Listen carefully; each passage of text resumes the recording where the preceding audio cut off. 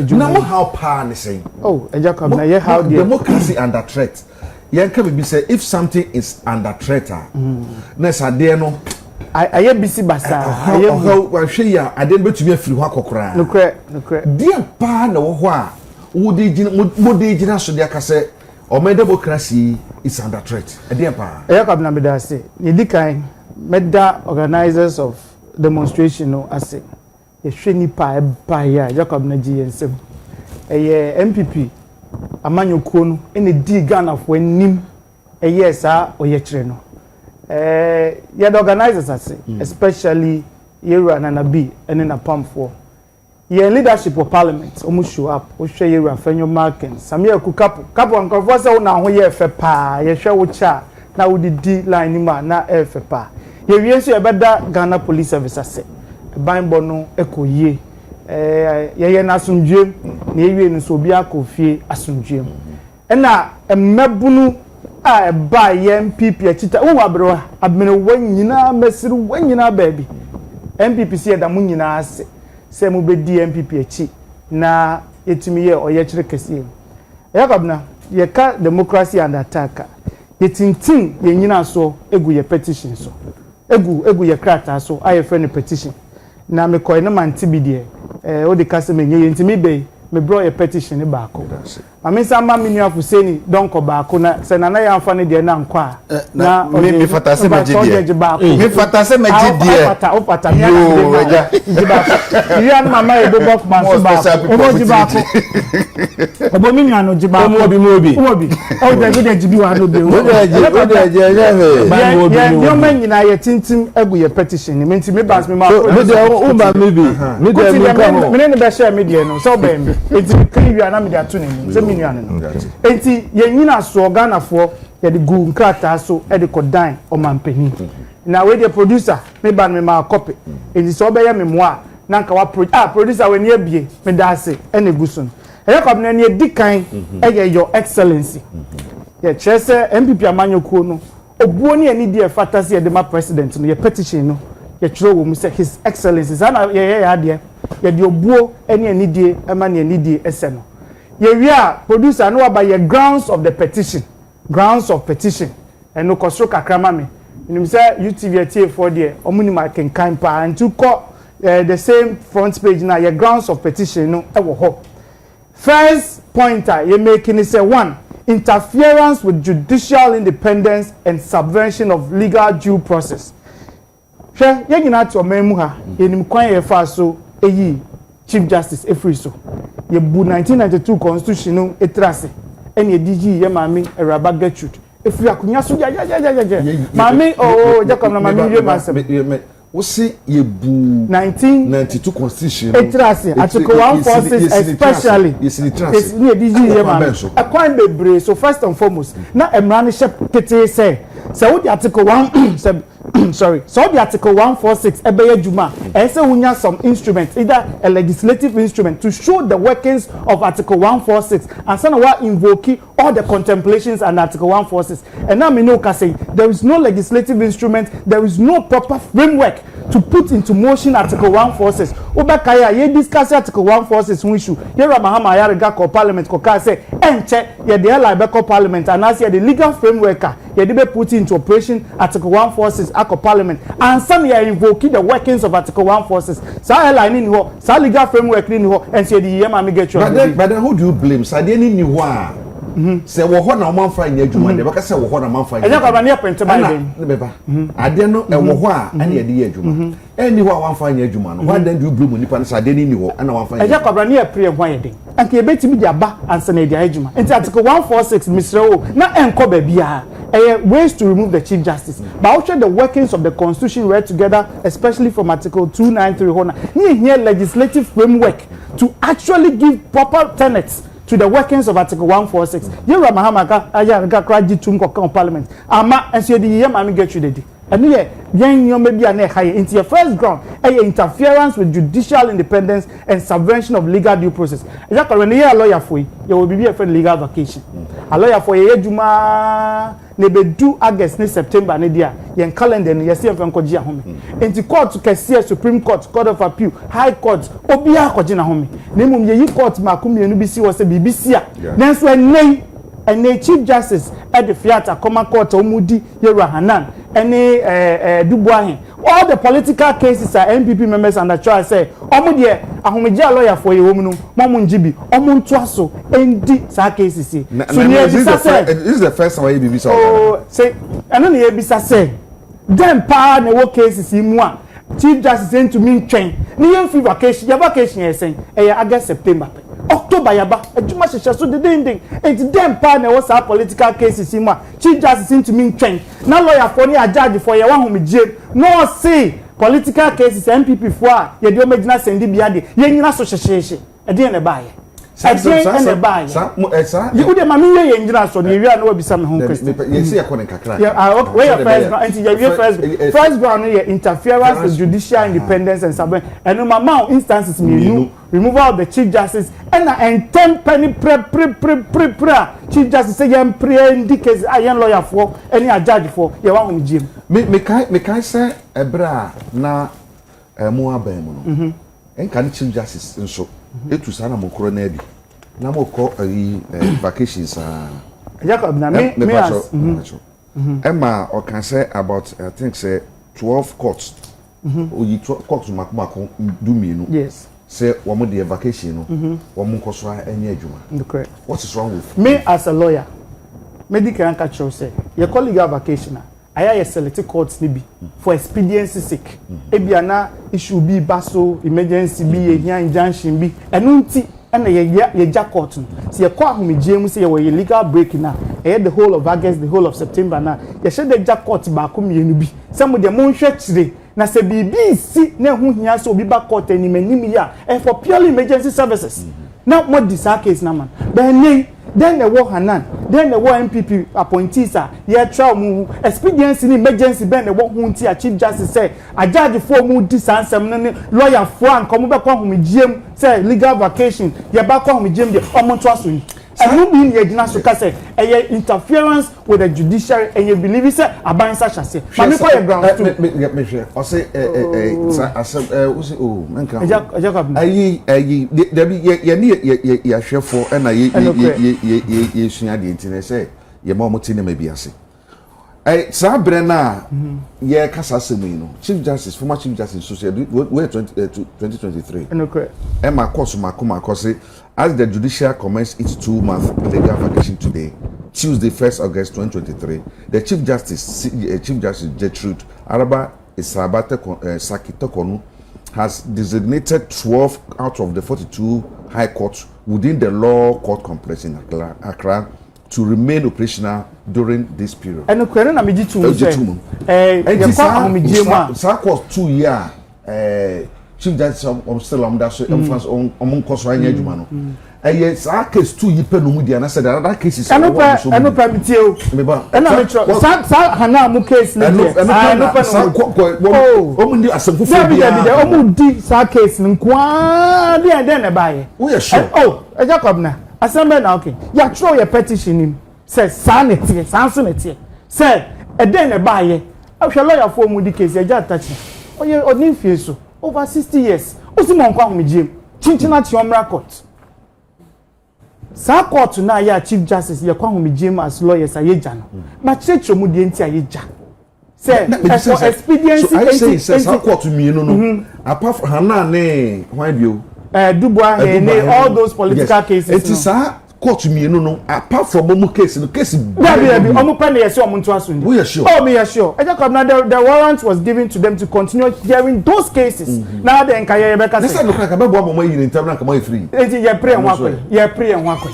adenti na court kwa homegye o si chinchina political cases ni de ento aso ndi Jacob na ye hwe bibi yo ye pray en wakwe na so o ye ntam na mo ye free na court no mo sign omuti no kro mu ni so mo san omuti na so mo san omuti no adenti na near vacation a obia sa vacation so osi omo nko ade omo ntinam ni ndi asem no aho premier dey kwan eno ka ho 12 courts na year 2023 and no there was a reason for it it sure say ejakob na see a legal vacation na enye high court ni nyina dey ko break ye jebi for expedience and emergency response services because asemi betimi asi no be here injunction bi no be here preservation order bi no be here custody issue bi no be here arrest warrant bi san humanity na ye ja sa 2 months no ye ka say legal vacation and no nche se court nyina high court ni superior court ni but bi nti ye jebi na cost na ye MPP for ye bi san say die na wo cases we mu pa nti a Chief Justice April who say your legal vacation the enso aso or your petition apart from some case no court no enya some fufuro apart from political cases some cases no ko an no na make atwe etwetwe so ye nyina so mienu bacho producer obetimi dey call grounds 2 politically motivated conviction ebo kan ho no politically motivated conviction and the era of political prisoners. So why no more politically imprisoned? How na me ban? Eno ni ground 2 no. Why? Your petition no say ni mu nsem e de no. Eno nti na mabrefo say ni bi no. Politically motivated convictions and the era of political prisoners. Won to me try ni bi bia chere so political prisoner. Ya tro. Won to me bi bia chere so political prisoner. That no say me betina ka chere. My legal instances chese papa nsese nkodem nipa na anu nkotu former gudie ni ejano na ni odi ma no na dem ade wo ti bi we nipa na oye bone ni ejano okum ni ayisi no mo nam ho enum this way any belkola won to me odi mo no dem we your political special cola good say me say me yemu ye na me num kakra pa na ekoko sir won to me no de ma obi no Jacob na wa de ade ma me no utie a me say no utie udem me de ma o say na me nam na me ye guess so ati say to ma me ye ho me de ma o say ye den wo so enti ku de ma me say me ye den wo so me na me say me de ma say koye reclamation so say okotuma ye tie odi na ja me de no oye won to me ti no dem e ye obi akeka nke ye fa send no obi akeka ye fa send no say me kuta de na me de ma say kosiesie so mame no akotu for magudie na me fa hu konsanwem say you be akeke o memu ha ye fa send no eye won to minti eno so ka petition na near grounds 2 politically motivated convictions and the era of political prisons ye wi won to me de na ebisa question say abo Mr. President aban afu say ni wom what has happened to Honorable Mohammed Yakubu NDC MP for Ahafo South and his DC who were sacked from the Chief's Palace after they alleged that he was heavily involved in Galamsey. Ahafo South DC utie oni ni MP omo kwan fie pamu wom say mo sense ase no mo tu for magudie ahemfo ni bo mo pamu wom say oh ade ma mo tu Galamsey then ye dey ayom na won to me a obi beji ni nsem asase se okosiesie so no dey tu Galamsey no o dey tu ono dey tu Galamsey no won to me dem na nipa net wo MP NDC MP Mohammed Yakubu ene DC ya ahemfo bo mu Ahafo South say ya sase ni mo san no ya yom den ye mi sabe say ye fa ni say bia me wo tu mi wo bibi na me dia ma wo ki tu ni so ro koye ha wo koye ha yo na bibi e so wo de ko no me sa ha na se wo de ko na ebia dia okokoye no wafa ko na de ko ebibi fufura si ye hwehwe tu na kira kwan a e hwan tu a date na ese ye jami na wo de odem enchi say am ye no man ka say ye o pre bargaining enchi bi wo wan ka say bia anka party si na bituma take advantage of na ko motumi e dia aka wo maso and the two no so mu choose so be ye eno ana chama hu tumi e Jacob na maye bibia na me pa ho cho na me ye je me ko pa ho cho play bargain e chopper so me gitum se maye bibi ntu mo hwe na yentesi asem no me nya bone a me ko pa ho cho se to be say onye bone charges na mo dia bone he's not guilty he's not guilty and a court did not make can say ye dey do mu ntumi eyo nu nti eyo bi bia asase mo ndem se me de masase abande amame ama obi so nkosiesie so na nipa ko no dia koye ne ope me dem se na eye wo kire mu se na eye na lawyer for no ntumi argue wo court ni ma antumi say nti of lawyer no and so lawyer be to be argue dia ma no lawyer for no argue beyond all reasonable doubt to say ntumi ye innocent a bibia won character so bibia the other so you innocent na court so you innocent to onye innocent to or you want to meet on condemn can that be possible lawyers for no bia o say want to meet chance na lawyers ni ye ni obi anso fanti o mo te na o mo te want to me ade na o mo te obi chichi mo na lawyers na o mo te enye want to me ampa obi enu asade we ye de bedi no okrom ha enu ye grounds enye san bi se bi me petition is a producer me penny oye no ena anu na yes Joseph Yami oni abanga hu sensem bai enu so akosi sen ye bisa o awo ye petition enu so ya be use time ni nyina time ni nyina use time just o betu ya be one on because what Autocracy and attack if you want to go through all these things and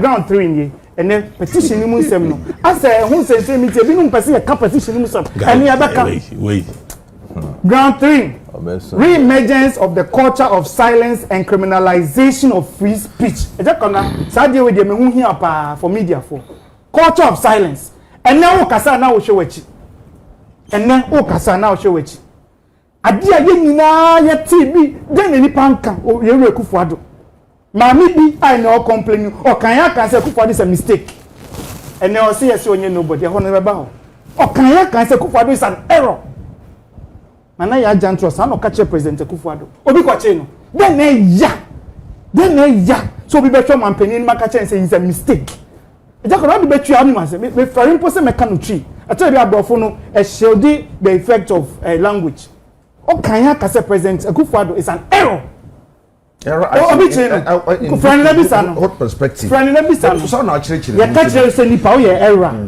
ya papa che say nyame amoye che say come won o catch the president Akuffo-Addo obi che no that's fantastic obi che no ene dey ni ehu nansia your youth organizer Brown half ya koche no si oba wa kan ni acho jago na han me hu hia wo culture of sana be kakra oba frɛ ntimi ma oba frɛ say na oba hu ni oba be kan ba twa wo ma ya che wo mo ni oba kan ba twa wo ma ya che wo mo ya ye do mo koi kwame eja minimum ba ye tetew ba and some way fee binum anu ba ye no wo betumi tina radio TV so aka there be mean to me nka nanso the selectivity hwe ye we ha me say Kevin tell him say open names Ghana wondi watem wadi obi atam oba kroma say ye man police protection or the call selectivity no ana ya obi endorse bad speech me papa fantini ma me chini atete me kama me ntimi ndi obi atam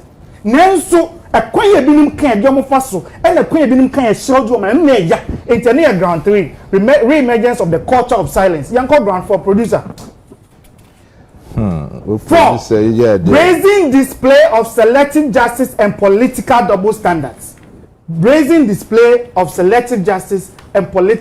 double standards eno na me kan no NDC ni ko di obi atam dia ni aboye nsema ma no obi a affiliated to MPP ko kasa po ni achi no na unu ni ya chonso ehu achi kwan ya chiwa ye hu achi kwan ye bebisa no we o as ye mra pon no says ya chi obi a at least ye man na busuafo na ono nti de nti achi no ene de nye hu yoko ye ti chi obi be 3 days na busuafo hu nti bi da enu e petition ni nti Ghana for mo na ne kama sema mama mo abira mo abai mu no mo chi nkrofo ahodo bi ye betu abubo mu din ye betse ne yesi yache asemasi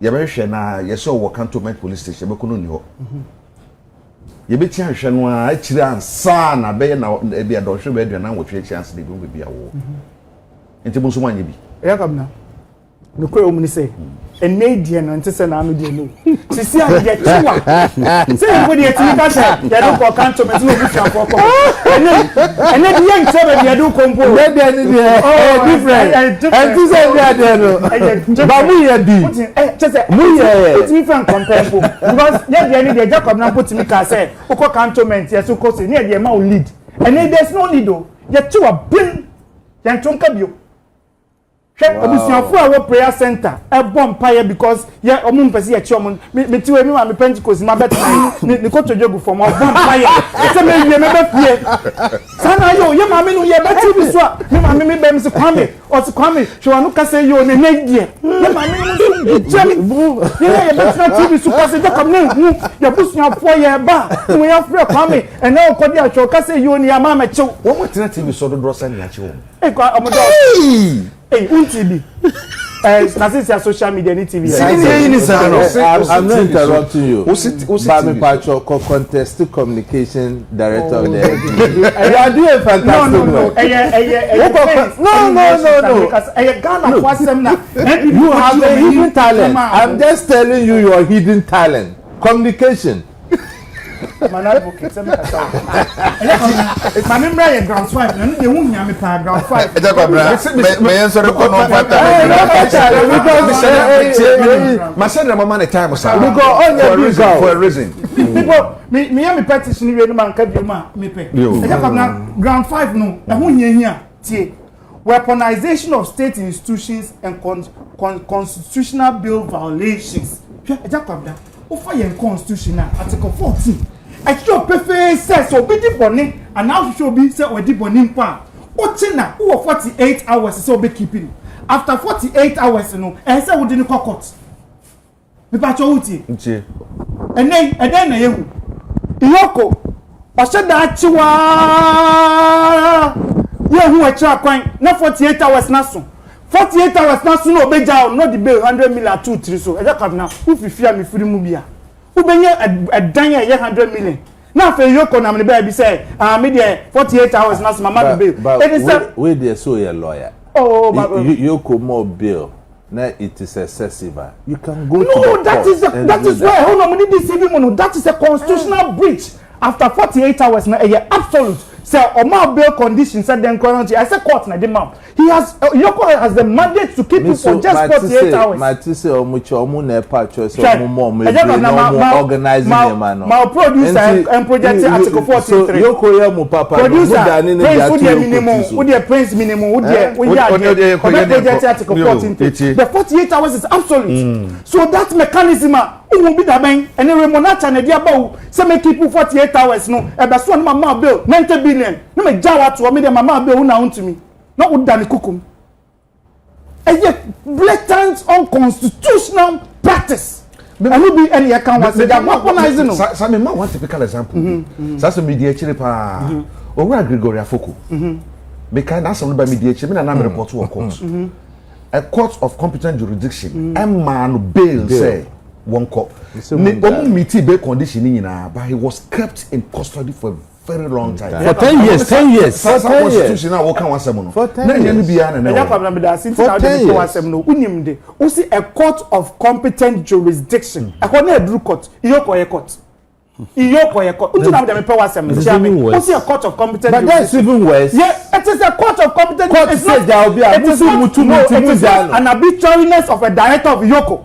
It is the arbitrariness and whole court any concept. If it is a court of competent jurisdiction, at least the case had moved from investigation stage to the court. And a court no so am the bail so ko no nipa na meeting bail condition ni na and still am keeping in custody. And no there honestly a matter of court to decide because case is in court already. But when they on file court to bail court will be there can say when you bail ni na people no court na also court of competent jurisdiction. My point say any your money bail we are you go almost to so on bail na dey mo dipa no odipa your money bail so right of arrest. Onipa na meeting bail condition ni na but still we keep in Jacob na yes Kwame asem na make can say court in shishemu no court assembly court na ka say subjudice court o tumi say obey bibia wo sa issue no but when you found court o odun say Yoko ho say court dey obey to file motions okay odun say Yoko ground 6 ni so hunya pa ground 6 no so be bo am ya kan bo kan ground 6 about could be kind ground 6 or say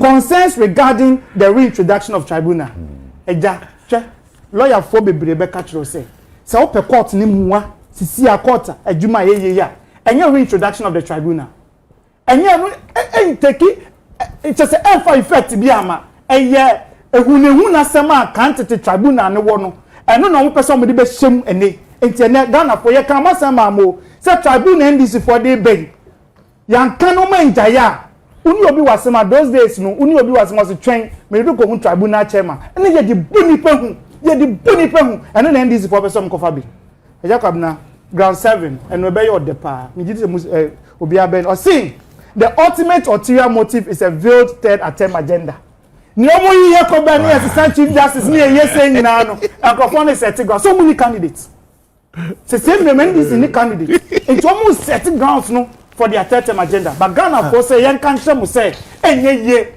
omo ntiasie muni candidate amko po no jacob na fe last one tie Medas you know that be jacob na hand dey so man abro ni je si ni dini donko o je no bi akoye mistake say na make say ye demand no no dey hot say ba ye demand this is what MPP ejina Ghana for nyina demand from Abanwe and any ye demands first one immediate cessation of all political harassments and your first demand. Okay. 2 termination of speech criminalization. Say no because you ni ache and am tia the fear grace in sungu ni jem ni sungu ni ejemu say ye mechire.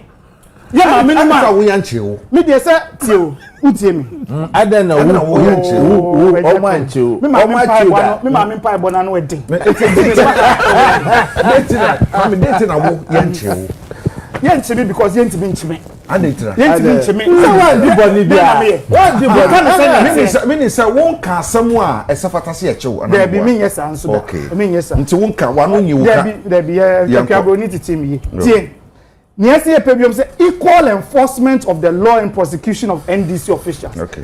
This is yabubo mu din ni ade na wuntumi dem for galamso so obi di ahemfo krabo no who say free akoya sas isuko. 4 strict compliance with constitutional bill standards. Sadio we Ghana for ye di DMB before no my din o ebeye kakra di be di eja kwabna ye di be di ebo ye di be di kutin to say the don call there minim say the one be munti sabe ko ni and your faith one here reaffirmation of judicial independence. Yes, say judiciary is the last resort me am to ene say court go a medjuma sa minima do me fi akwati anso me nya mine ne me didia ne court but say ne mo ye court yi say mo to aso haye na Ghana for gidio mo court mu ebrasia ye bu bi adwuma be boyen enti aban twu hu fi judiciary sense mu ene ye free demand ye says demand no afa ye conclude ye conclude so buo kwaso e say respectfully submitted MPP amanyoku a ye de enti ho kasa ene tete Medase enti ye wie no kakanto ya na ya ato ato na ya ato ene na me de wie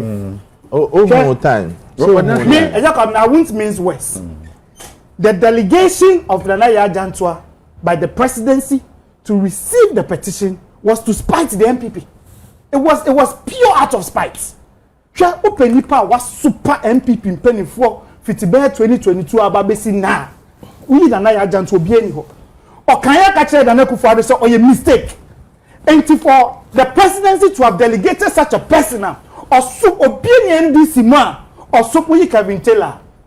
Obienu owo ndc ma or super MPP for esin ana ya janto sanipa we your petition ba na wasuma ne say onu no meje. It was just to settle score because ana no bi omso ko Bank of Ghana na the security head the beji nto mu ye bi. But I think that Mr. President, with all due respect, that was not good.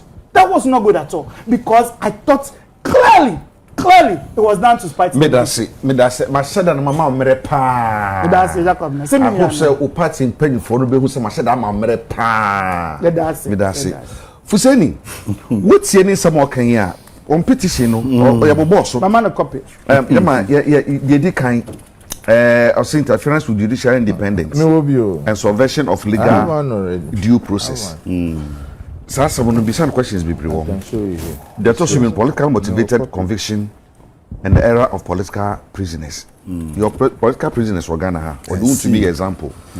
And are they re-emerging of culture of silence and criminalization of free speech? What is free speech? Your definition of free speech, what does it mean? Your criticism, what does it mean? Your attack, what does it mean? You share no. Share the torsion and the tortoise into my meeting for saying. Edokam na mamincha watie fo no ahwefo. Omunyina joso. Mincha minuan mo Central Front Plains. Janano ya na kam ye nya asem because papa krom for say minta nchia o. Nti minuan mo CB nso mechia mo. Especially CB Baduli makura se no.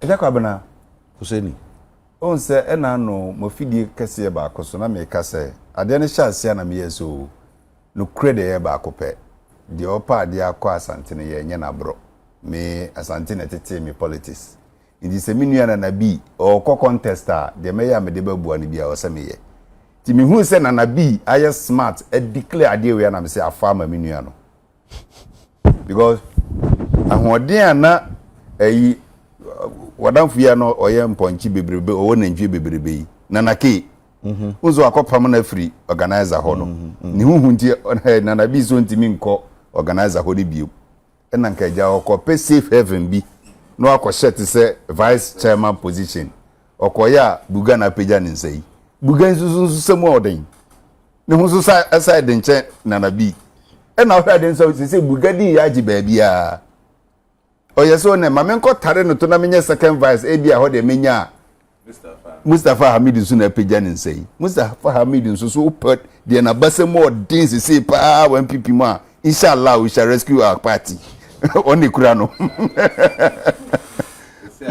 oh yes di onu so di inshallah we rescue omo party nte tokwanu ma ye dia manana bi na wose onu so osan go around the whole country. In fact, na dey no more than pass. So the best strategy ni say no ono so kwan be no be fa so obetimi market no ho. O hwe your political landscape sisi anso a mabunu no na donso. Because until July next year no we will still be using the delegate system. Nti omokra de sisi ya de ko nyina no they will use the delegate system until ebedru ebi omo MPs no so na 1 year ni twam de ne na akoye dodo onkoto. Intinu the best strategy ni say on target youth no so no they want obia sisi obet said on a ye yanko odi anim. That is what will attract the person in the MPP now. So it was a marketing strategy. Hey, we a farmer and a be simple. And at the end of so any day ode jakwa yinja okwa MPs de kakra beba former ministers are almost say LTF de kakra beba enye den ya jiko chede ensisa beka jiko chede enye den ensisa beka enye jiko chede ensisa no de ma se nta nti omo chena ntokwesi enyina na enye den ensisa beba nsisa no so ka eja o koni to obetimi di bia ye petro so for me the minua nana bi ayiko strategy na biti omunyina we were the call we na efra adwinkase ana ada go fi Asante asem here wo we mu nana bi asem na mo as we need the magini momoni ni eyi amode sise nkwan num keke o nkwan na nkasa ya benkwan nkwan na maka ma wo ya ni a kire wo no de sise mu ni de ye garnishing ni ingredients. Because yen can sembi man nko si asembi so ade na nkasa ofa title no kra no title no hwe ni ye kra nka asamba enti na ohwe bebia ye ko mobilize free ye na omo nte title na se na kudi akire bebere because ejakwabna uko say democracy is under attack. Democracy na nkasa kasa we ka so attack democracy. What is the first thing the person does? Judika ye say obe suspend judiciary. No dissolve parliament. Obia wa ye ku organ ha bia se be menyini ye de but ma huku kakra. First thing, the constitution is suspended. Onya suspend this constitution now, no dissolve parliament and no. What is obi ye he say I dissolve the executive. Mo kra will dissolve that. So the pillars, the anchor pillars of democracy, the judiciary and the legislature. Obi bisa say yemfa say abrebi asojafo e call parliament. Yes say about to ohun ti omukoye yi. Ehon na kami bay. Ehon no prophet. Ehon ye bibi e betumi agyan so aka. Ehon no prophet. Ka hu bia na. Me say they na yewura niti wo penso. Dominic Niti wo penso as defense minister. Military the armed military o. Nyesa sabe omo de pistol kura na wura ho. Omu kura sa omu M16 o se G3 o se den no e no mu di wura fully armed to the teeth. Ba ko tena speaker akonwa so e ka say parliament is dissolved and can one on that day at the parliament chamber military uraho ye makwama military uraho go uraho ko tina speaker na kunwa so ko ka bibi pe asama ba wa yeku it happened under MPP and I make sure say democracy is under attack ebia courts are pass judgment president say me na me president mo judgment to the mentiase me fa nya adwuma ti say de nano unu ya osu di na chi court say Gregory Afoko asema mo di abai nsisi so monsam no eni se bia dance papa bia attorney general konako jai no osisa watana court aka wasem brana wa be jai no ma mehwe. That is disrespecting the judiciary because of executive power. Mami asabi no nyima oye court judge awti dwem okasa mu macho men invisible forces bowra ho mami table ase na kwasha ansa na police for koyi no. That is attacking the judiciary. Yeah. And no the democracy was not under attack. Obi koya ade na yakasi ye koya investigation Cecilia da pa OSP say me koya investigation oh president say da bi uhun so minim say onye boni bia Lands and Natural Resources Minister afa mra ese emra ye de ye mani organa no akonta mani wuntumi wabu mra no so wonni permit say forest no kura wo shemu no ukoko chem president say as at the time I'm speaking there akonta mani nye illegal mining bia wuntumi nye galamsey wo ba bia. Democracy was not under attack. Wa unia bobi answer.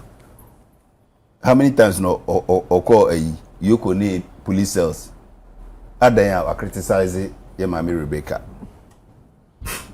Abrantie bi Madam Rebecca Kuruya Legon, a University of Ghana Medical School. And Abrantie so me wie biomedical sciences. And ka wasi a family or hospital we na me be adwuma. And so sabi abroni be yintina na do se mi mbie hospital na no kra na kapese nipa be ye mu adwuma and o de placard ko gina o se there bi mu mbie hospital you na ye e be fa nipa sada no na ye che no unia Captain Smart oko police headquarters how many times? More than 15 times.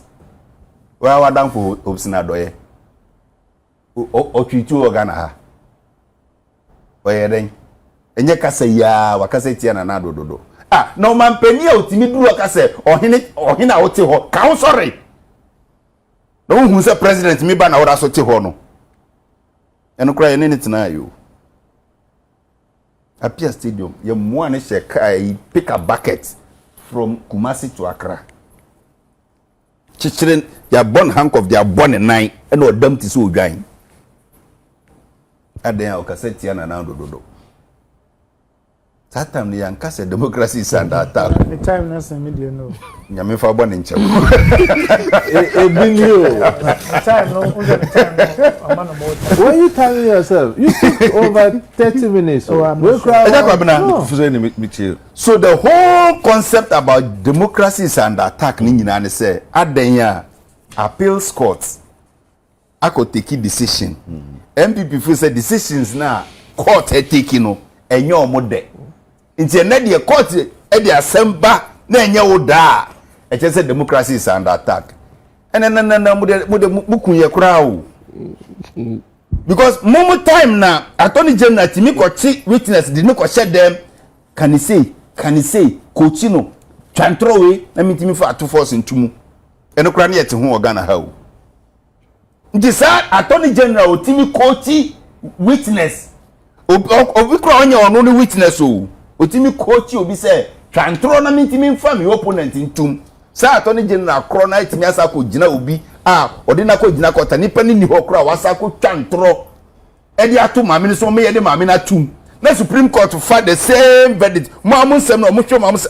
da bi o na nsema mo di by the sense sisi so o se obi akoma obi sika na ode ball omobosi ono no tue sika na ma company ne di de o choro check e transfer ye hwe ye akohu se sika no kogu company na account no company ne de essence my afọ witness ni ntino sika no utua ye o se mitua ye de na kire se utua ya o me de gu fie ria so amemu na me de koma no adanse ye wo he a adanse de ye nhye da nya bi nanso ato ni general gitum sa ampa wo tue sika ni ntima me na wie sika no eta kwabra enye se o de koma no fie o eye company microfinance ye de sika ne kone de check a ye de koye wo ho warrant ya approve ye wo ho PV approve ye wo ho ekoto account mu kra kire se akotum na wo si wo di sika ne kwa wo se ne de me de kone de mi sika no evidence e kire se why we ye withdraw no kra so kra ye hu wo di ko here so mi di gufie wi aso am na de koma ne cash wo di sika ma no 2014 2015 years I da wo ka sika na me de bel no ebra so se wo tua ho si hu fabra wo se na adan na sika we pia ya da so dan ho ka so a mistake nti me send the message sika me dia bra no onkrofo ne da so dan me ho ka o and I'm so okay message na I send in no way message na paper through me phone so can you imagine this Kwana say story o tideni na eno na Tony General time gina so say ampa papa na sem o kan ye no kurenti ma me no wie sika na ampa ye nchi ye fa ne kotum o sister no aka be ye wo de yes ma me akotoka Amagana GPR2 causing financial loss to the state. Ni boni a oye nyina ne say o start so di car na no nkrofo ne so mo de be ma no 64 million. Eno so okay. Ye ndi ano, odi ano na ban sesa baaye. E na ban obaye ne say there bi o. Car we 84 million there bi. Sabi obi o ye businessman, aban sesa osuro kura say ahwe ya na dwuma no kura ye mfa ma no. Ote so dia nke beto amana ebu a odi gi dia wo soro dodo eno so ebo kenofori ata Harvard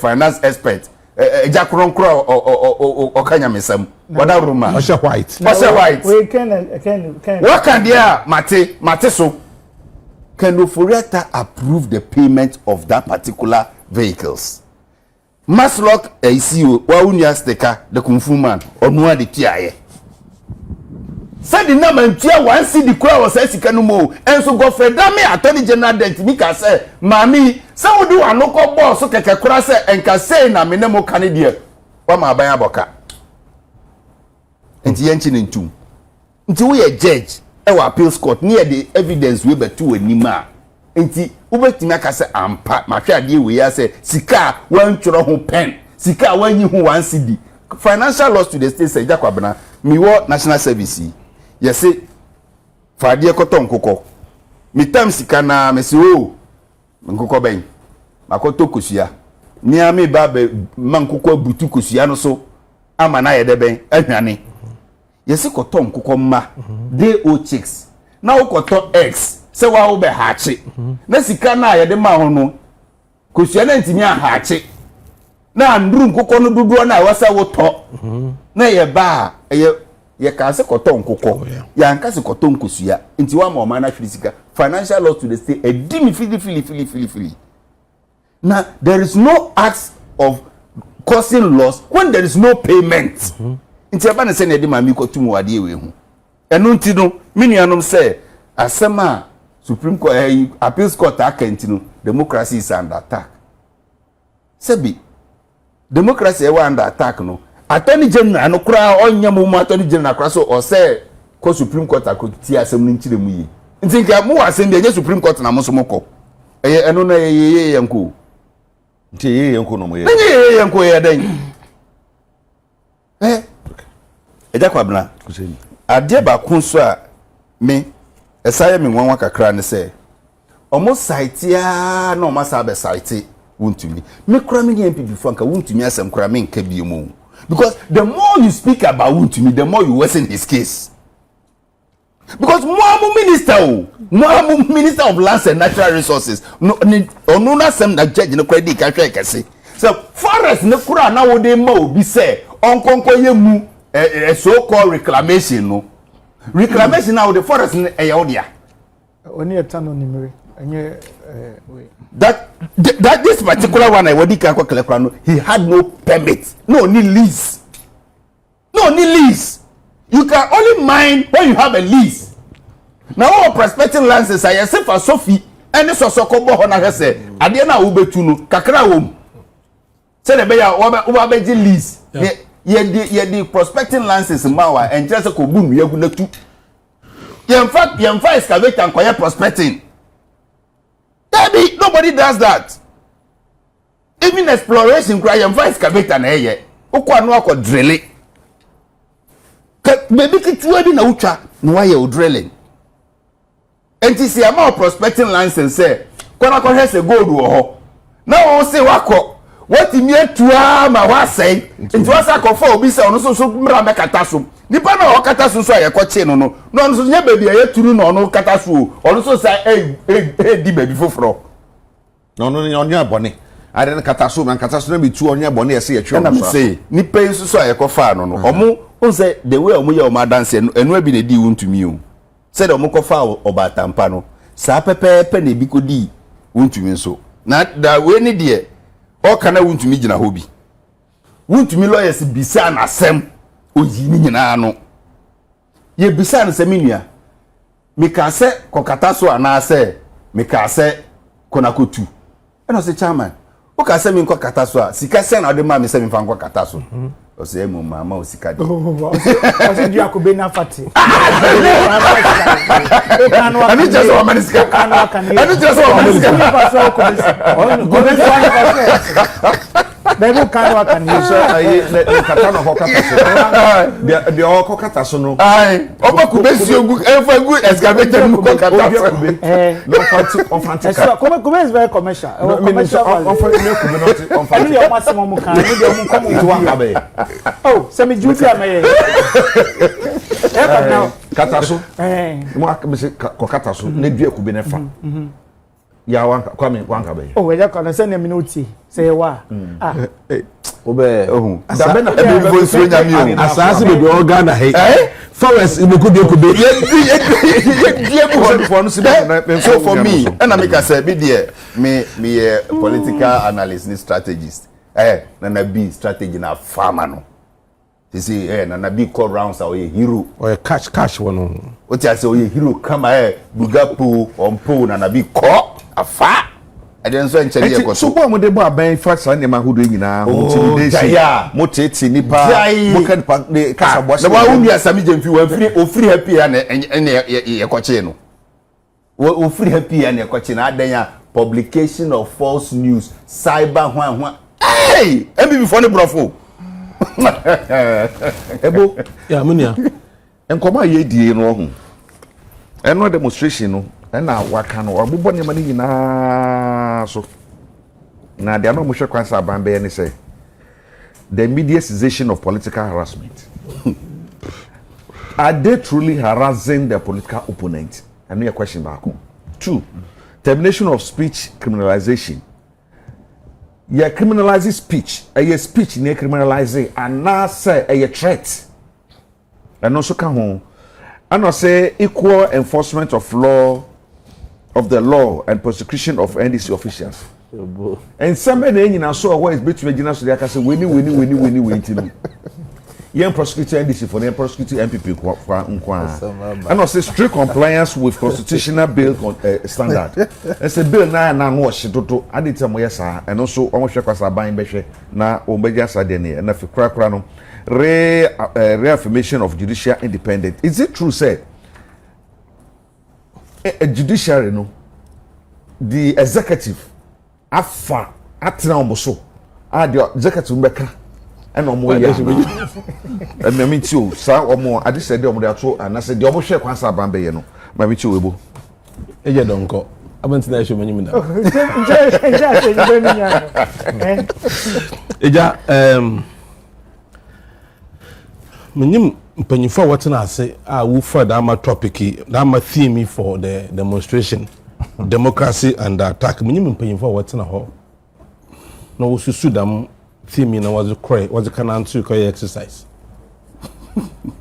na se mkahu bia tamekana yam faze fofo topic no theme na was because no kwa Ghana nyi bi anyim the democracy is not under attack apart from MPP fu even MPP fu no nya won nyina nipa kuma bi no put we use that my kind we use that my platform no time no what the BB for one personal gains na say say Ghana for pada what BB as the democracy is under attack on your better one asem what asi since in there a one kase pa MPPZ tie Ghana for now on the wuzi chire opponent to Ghana for nyina I mean o ye na etina nyina bone kase MPP wuzi tie hen dam bone wuzi no asutwi o sere ye tro na so be 40 years on nyi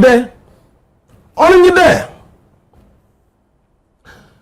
democracy say a pedash atasi ya according to Abraham Lincoln also government of the people, by the people, and for the people. So the people, they are at the center of democracy. It's a bibia no, it's a man conforming ka na ye anamwa. Was a tax be bay or fan e-levy ebekaya? Yeah. Was it ban Ghana force them taxes the engine to yampa? Already nankasa yere bre. Economy wedi jama yere bre. As the tax so ba pay do aka homa anwo kira aba yam piampen. Owo ken ofurata na no dom. Alaji ba wo mianum nyina waka ho. Was it them taxi by force? A pound that is shawodo. What is saying do? The yintua. Neja mo yo kasi mponye there. Was it saying the name? Ena munyin numbers for parliament obutu wa pass them and then wa parliament o. O de eba pass in bro biala. Also make a parliament. Na parliament what to ba Masaji dodo na di tuma no chede Ghana fu nyina na ya ja tum because parliamentarians no representing in our parliament. It's the MPP when you numbers no nse wo ya in there. Was smogri obi on your MP. Oh, sadi no. Was smogri obi on your MP. Ebo. And then we turn the point. That's not for saying That's the point. One point. When you make up then Chobasa. Address of what? No, when you enter parliament. No, to Aba. No, want to pass it down and Breno. You time or passing Brena. Tuesday, Madaba. Tuesday, I am Madaba. 29th March 2022. No pass it down Breno. Obi on your MP. Okaho. But what pass it? What to Aba? Eja. 2 days time. When they had done this illegality against the states, the sanctity of parliament, where all of us are represented. Now, after doing your MP, and you now enter parliament, now what to Abanibi? Or to Abanibi in 29th March 2022, or to Abanibi Tuesday, no. Now, Thursday, 31st, Akuffo-Addo, or signing. I mean, now, you're saying it's like Yenuya, as you be, you're tax. Tax, sir. If you're a member of parliament, or come to Aba. This is the move Boni wa Ghana ha. You didn't see anything wrong with that. Democracy was never under attack. When our parliament, the sanctity of our parliament was desecrated by MPP. And what was the democracy under attack? Now I am in Tasi. My brother asked me, I say, what's the 2 courts? One thing I want to share as some of parliament. Hey, sorry, courts or judiciary. 2 courts because was the Juma shows as a Ghanaian. No, it's some uncle ye.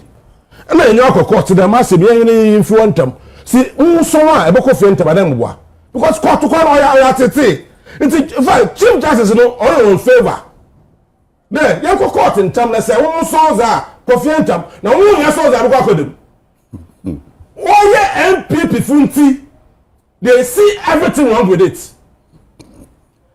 As I say, Madam Tokonu, 12 out of 42 courts, 12, I said 12, we are 2. This is only 12. That's one thing I don't want to Ghana for. other Ghanaians is way impa. Say MPP nya dey impa. Na wona gina. It's what we want brother man one Ghana had. What you pass from could be that sense of entitlement, that sense of ownership. Yeah, man if we Ebeka ya answer also yeah man. You see, we feel the money or young one wants it. We are landlord na a tenant. It is someone okutia wana. Oye, onkuntia wana. Hey. Onenye there, eje 10 years. As a Ghana constitution no ma. The most important right every Ghanaian has. A rank order writer or constitution no ma. The most important one on the right to life. Nimpa also there sansa na ibibiala. Dead body ibi owegun on kasa. Nti right to life is important than right to free speech. 2020 elections. Or a democracy related issue. Democracy election or a democracy related issue because election is an activity of our democratic system. Wana walk walk to wana ba. It is why 11, it is why 8. Obobo binimi tu mo wi. Wo si wana nkwa. Ma ba ni post wo tu bi wan tu bi o. Akuffo-Addo be the president 2022. Akuffo-Addo Nampeni. O man pegin Akuffo-Addo. Na be the chief Dr. Bawumia and at that time no. Oh yeah, the chairman of the police council. They did nothing about it. Nyimpa washu wonko wona busafo ho. Wa ya wo hwe na mam one totofi we se wokatina social media na se sadio wa kan kwase samza. They are more important than one washu won nkwan. And when I do what that is the party we are dealing with. And I'm not surprised because I have been an MPP member before. MPP philosophy, which was espoused by my own uncle, BJ Darocha, on in MPP, party first before Ghana. Sir. Yes. And Mama Foto, he did that when Allen at a point no put off MPP more be issue for discussion, meetings here and there. And now, Darocha after meeting Allen, actually let the camera part in a day. And then Chamatin now, Ministry, let us say, or you say as a party, as a national interest to her, not as a party interest to her. Allen about for that same interest with the party interest. No, I conclude that such a person should not be accepted by the party. So in MPP, that is why when they are even looting, they don't care. Ghana, it's not about Ghana. If there are instances or if there were times Ghana can Japan cracker say the looters. Yeah, as if there was no tomorrow. And Ghana, your brain, you suffer at the democracy. I don't Akuffo-Addo. No bia otumo try him for. Never be see abadi nature or the call. But national anthem. He didn't see any wrong with the never already called you nature. Or he not in a ho. In you my God in a do. And by force so bit in a wa. Not or na some do. E bia there. Ni hear me and yo. Or so baby born between we see. E bia no home fight. Into not in a one. Ija wo ba na ogina won channel na or your call. At the time what God national anthem no ho. And now here now. So now man for now ho. And all them don't so that before this is what we endured under MPP, the Akuffo-Addo government. 8 years. And we are here talking about what? People misbehaving. Look at I can't say one people do not get a feeling I won't say. That's Mahama you will die into one that one Trinity. And then what? That's one Mahama needs or you will die into one Trinity. These people, Afenyo and Co, will do demonstration to support such a person. Because to them, or you're more important, because all young people, you know, or you're more important than any other Ghanaian. And this is the system we have endured for all this while. Let me tell you again. You can't democracy, one of the rights under the constitution of economic rights, right to own property, to own assets. This is your right to. When you right to speech, you go to right and a democracy. And economic right in you there. My bra. When you them 70 years or 60 years, sir. Not to me now was in the maybe you. You them was Yoruba. Inti ame, what I will do in there? Me see a sikan there. I'm a chinabi. Some now was in a with the dash among. A routine that my mismanage the economy, you know, economy side. Nkofu wonska wait see I was wash ho. E do say boom. E bi no pon onye sika won trade no we. According to Dr. Jekum, also 800 of his friends died. I'm going to the side of the story. Say 800. 800. Ebe I say. Ow. He said 800 of his friends died. Pandemic. Ebe. Nah. One person. On Jessica. I said, imagine you said democracy was not under attack. Economic right, which is enshrined in our constitution, was tampered with. People died as a result. Democracy was not under attack. And was it? Imagine and people. Dr. Phil, why you are running a moya? They don't even understand the issues.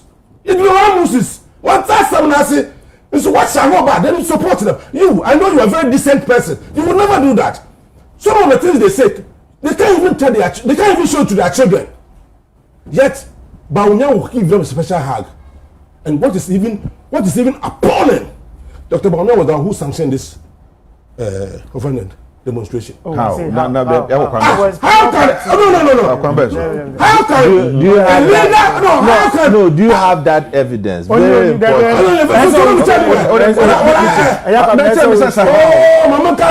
Why is he not the leader of the party? Let me tell you, you see, at them I casam, my baba kade, I saw man can yeda. Mankasa, Mankasa by heart, and also Mankasa meaning. There was a meeting in MPP. And I said on MPP. Oh, yeah, then we saw MPP. I don't know what I saw on MPP. MPP, our meeting, I say. Our meeting, I say. So I Tabo, so I Richard Ayabo, Oil and Bio, all of them at the meeting. They agree there.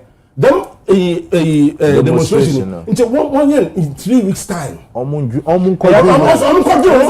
weeks. Jacob said to me because not to me. So far, brother, man,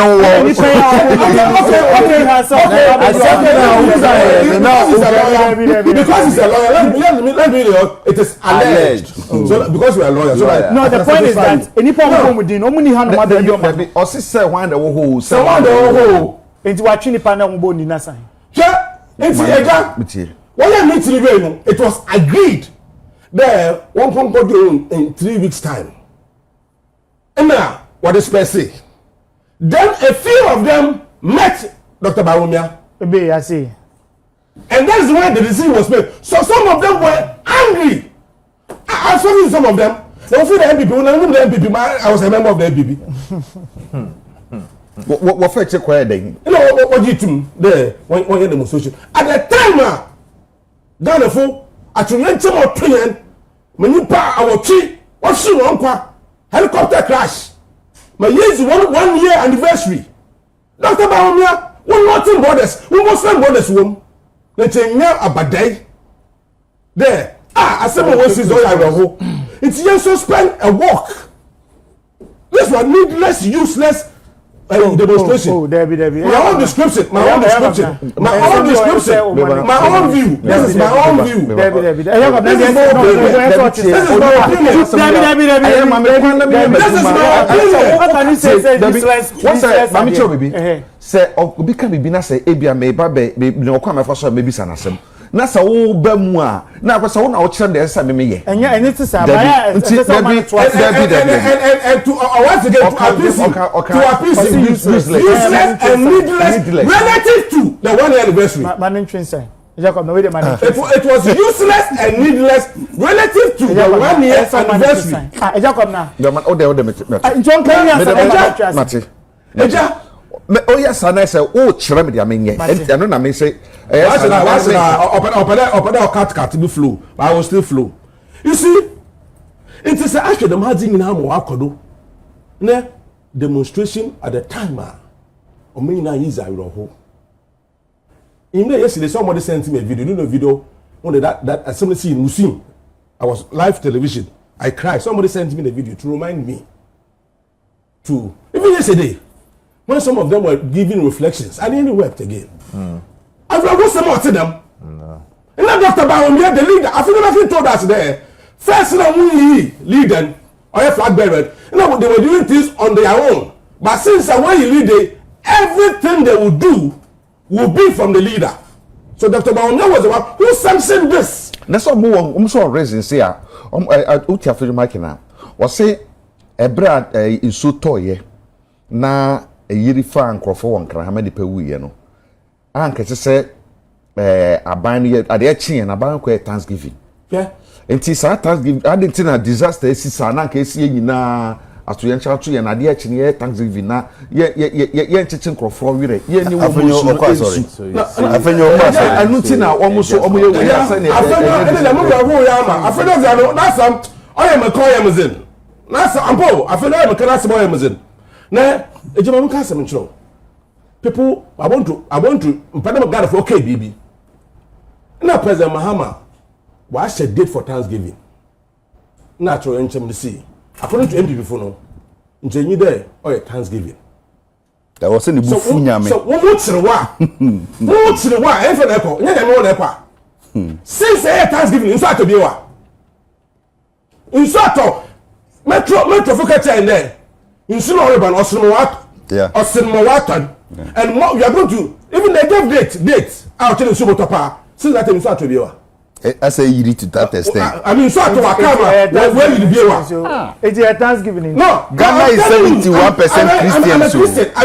I believe in worship, I believe in prayers, I believe in Thanksgiving. And then the President Mama to stop you. I feel be on the name. I saw me Christian Nibiala Atimasi. And to say as we compare Morocco be one and I won the MPP what Bogan Abon one of the cornerstones of our democracy or your accountability. So when you touch accountability wrongly, you've touched our democracy. It is a bin mezi one or money more. So Ghana you could puncha when you caught on your news.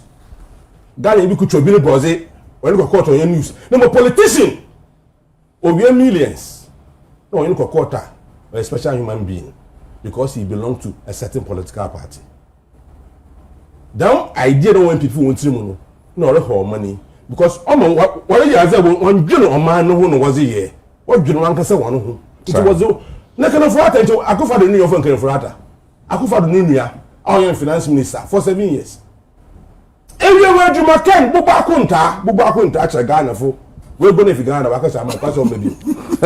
Now the party for one party. What's the democracy is under attack. Kind of water, finance minister on your CEO baby, finance minister. We're going. No one in the party for one Ferrazi, where demonstration there, democracy is under attack. Mankasamunyanku, Kilian, Kofi Komashi, Wapon Chapo Sunday, or Rukufi. Now, that man demonstration in a way now, or against Galamsey. What you chumaning? Watching go to prison in Sawum, or Bonnie, as you said, no, or room 16 or something. Or be off the outcome they do. People who were demonstrating against Galamsey. As I look at MPP ban to say them come from go prison. Why they want demonstrate? My mama nyanko, you are free here. Mama nyanko, you are free here. As in there, when you lucky there demonstration, why no increment? Into one from where Kumasi into Buhu, Bibi was being on war.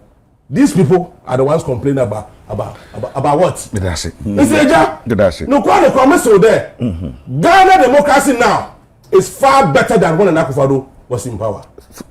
Kuchinima bibia ebohu nonko bibia fuseni so hu nonko bibia ya kwame so ehu nonko ya hwe sa demonstration koso ne reasons of gina so the demonstration na in your perspective no sa ne ma obobo so nyina say bia interference with judicial independence and subversion of legal due process. And on the talk of the Abesheho. And politically motivated conviction and error of political prisoners. No, to me. And on the example, and after re-emergence of the culture of silence and criminalization of free speech. Do you see nipa ya chu mu nyina say free speech and ban no o makasa na ban no etitomfa hodi so ana and afi o say brazen display of selective justice and political double standard and also ba ko ana ho no mu chiche mu kire okọ mo fa so mo dey o say hano no be pese you can say me ho o say protection of violent conduct on October 3rd 2025. The NPP formally petitioned the Ghana Police Service regarding physical assault and public death threat issued against minority leader Finyo Markins.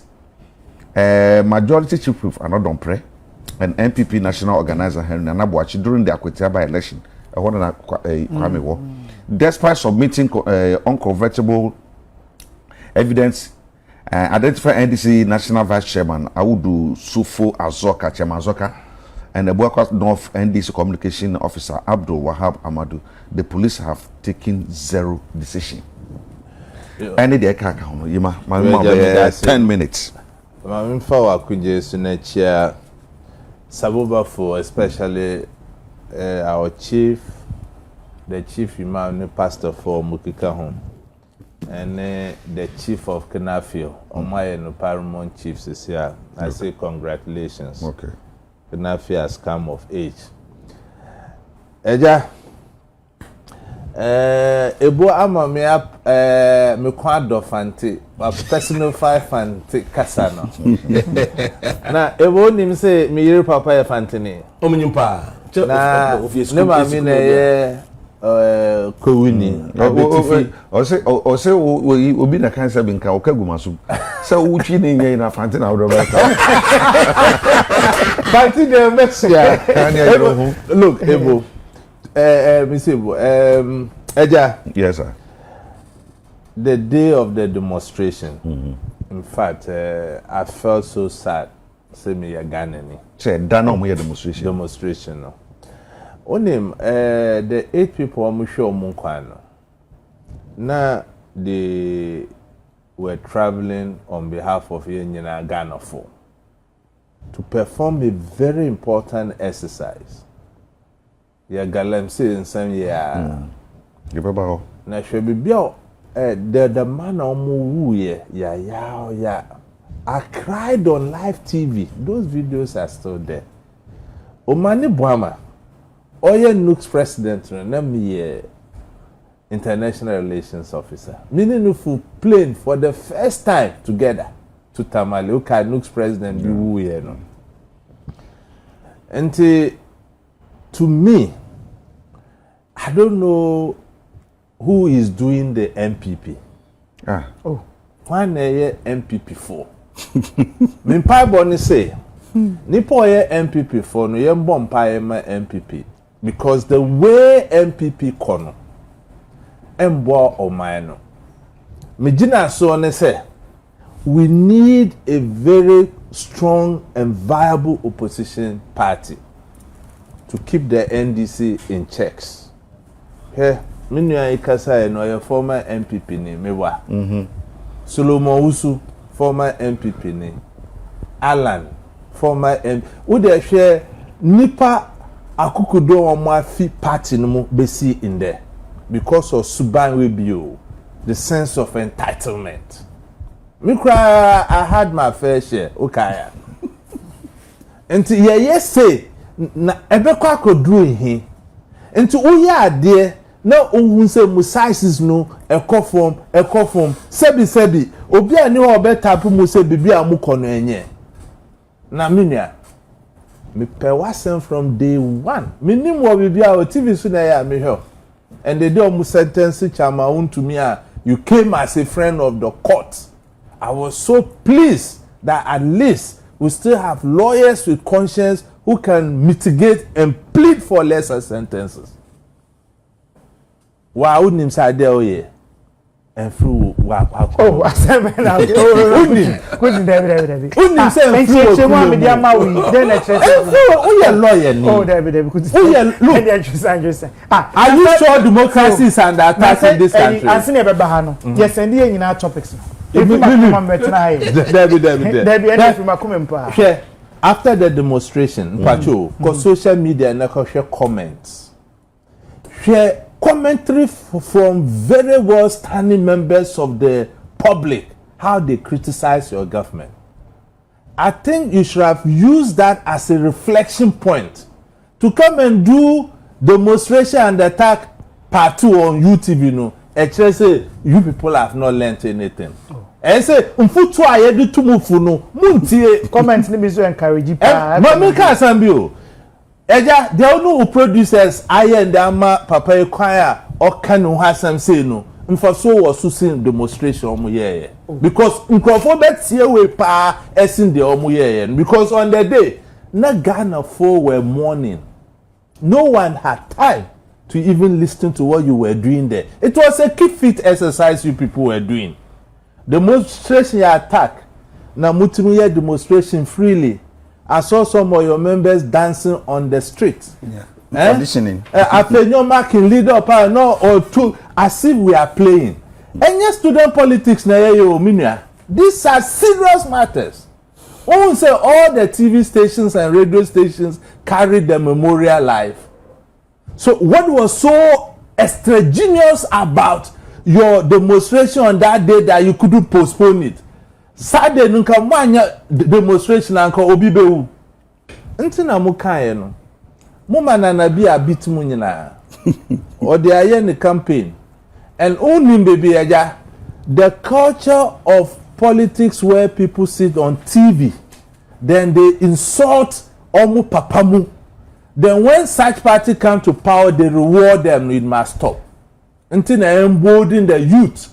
No obia pese on catchy the party's eye. Obe no omu TikTok so no omu dinkrofasem. Who your lawyer? Free speech comes with a responsibility. Definitely. Say me kase mbekua free speech mewa. But there's a criminality in it. Ombechime. Nti me kase mbeku no omu bechimia. Now Marco a demonstration say because Marco a useless talk or machimenti more crimes to say democracy is under attack. TikTokers are muka omasem. Obit me didi o man penyas and so or a sebi or a jibini. Me, my son or daughter should tell me, father, say me Jimmy. If I don't punish that child, it stresses me and I'm responsible. MPP is a party of intellectuals.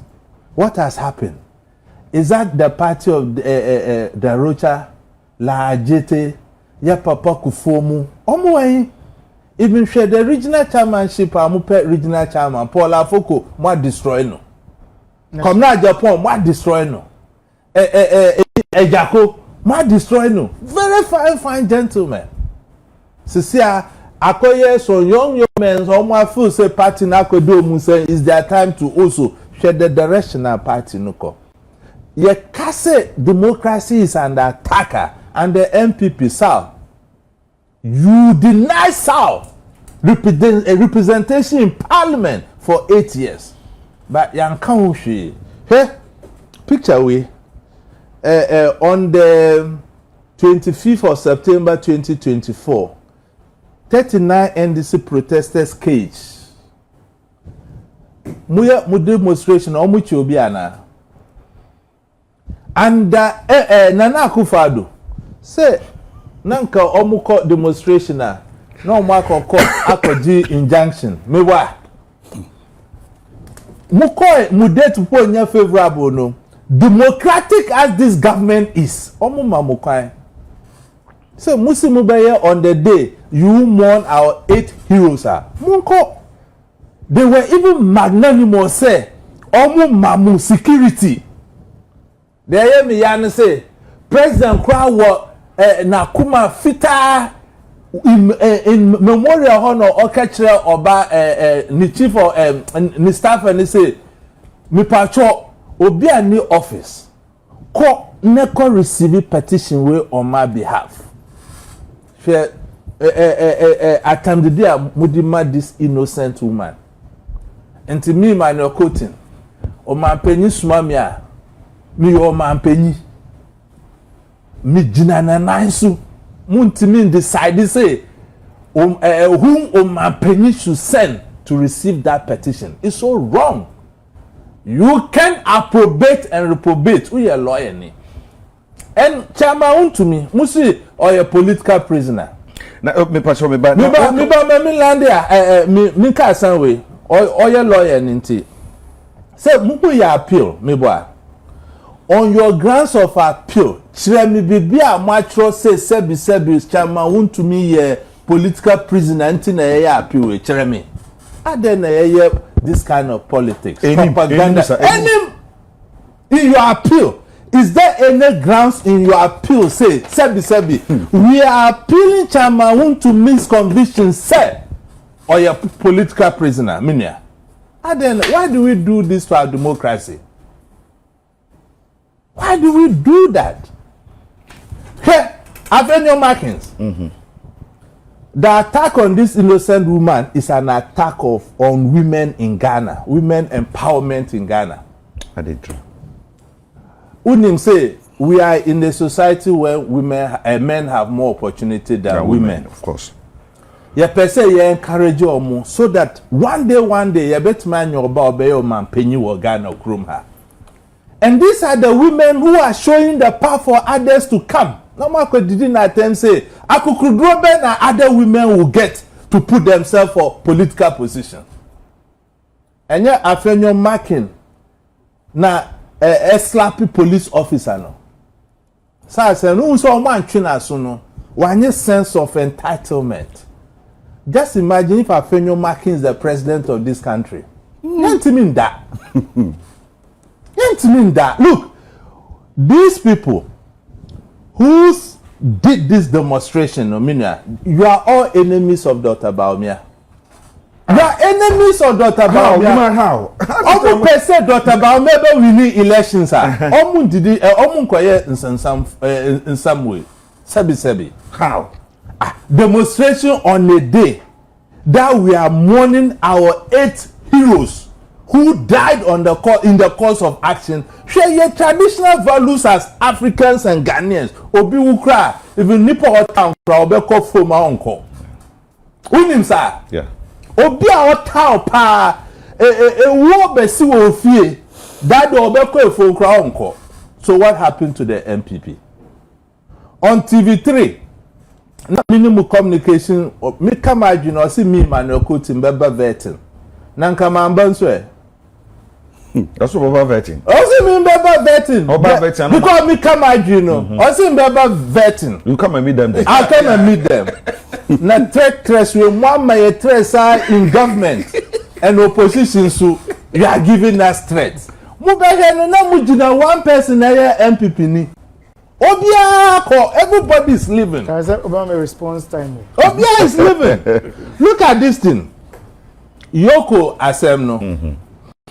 Yoko have every right of arrest. Yet to mean chair Yoko the manner omu be effective arrest. You are a lawyer, you know that. The Ebony say, Eja, and I will spill the beans today. And if you think what I'm saying is not true, get in touch with the investigators at Yoko. Omu condition now to meet the 48 hours now. No muso omu pacho. They shouldn't take the matter to court. Omu gather properties are a bedroom bill conditions no. About 48 hours per they turn around shout and say Omu Abumra. Where is this information coming from? I am telling you. You see, some of us, you've known me 15 years of my practice, talking or having the privilege to be on TV and radio. Just tell me once again, instant, me, Emmanuel Koti, my kasema, enye nukre. Ye pe Ghana ye, ye pe Ghana ye, and you say we fabricate things that we want. So MPP cannot decide whom the president should send. Even President Kra sending DCB so ombe receive you now. It was legitimate. And the sad thing is say afenyo mark in the kotu ne social media handle say once upon a time omuye a security guard received this thing Bank of Ghana into na NDC suyewi head of security say munim say baso enya afenyo mark in eka say he doesn't believe in politics of I do you do me.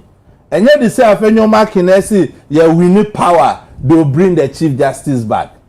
If the tables stand, they will do this and this. So my message to Ghanaians is say omuntu aba mamu, now you bring the chief justice back. Muntu aba mamu, now omu mumbeye revenge. Now you think Ghanaians will vote for you with this message? In one breath, musi munko court because it's a legal vacation. Minya, you're a lawyer. If an accused person is facing court, the inherent right for that accused person is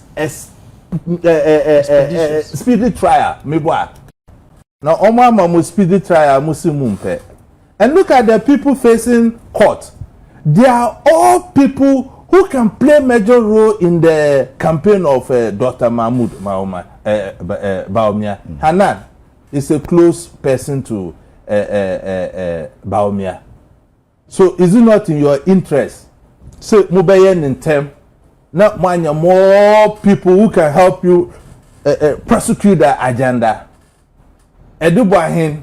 So to me, you can run away for accountability. Oh, nobody is running. Once you choose public office, look, any move the same party na echo demonstration say omu release nkrofo from Yokono. Ebi mu continent na form meboa. Then they are releasing people and you are campaigning against that too. Now aya asam say selective justice. Said the name case na midiba no. Look, me person minister man penny. The court has spoken. The government should not interfere in the court processes. My kind judgment, no, said the name is not supposed to be behind bars as we talk. They should release the woman. She's still in jail. She's still in jail because the Attorney General said he has filed an appeal. Stay of execution. Stay of execution. Look at that judgment. Look, said that it could have been any of our sisters. It could have been any of us, mommy. That woman has not got. She shouldn't be behind bars now. She shouldn't have even gone to court in the first place. In the first place. Oh, I see. So, Oman Penny. Oman Penny, you tell me, Mr. You are abusing the right of the woman. The appeals court has cleared him. And yes, sir. Whether the Attorney General wants a stay of execution or otherwise, there should be a bail pending that process. Even Chairman want to me or my convict from the High Court to say my file bail pending stay of pending appeal. Me boy, now me boy win so. Hey, Chairman want to me. Are you close? Chairman want to me. I can't disclose. Chairman want to me. Biggest mistake is taking Atacha as a lawyer. Oh.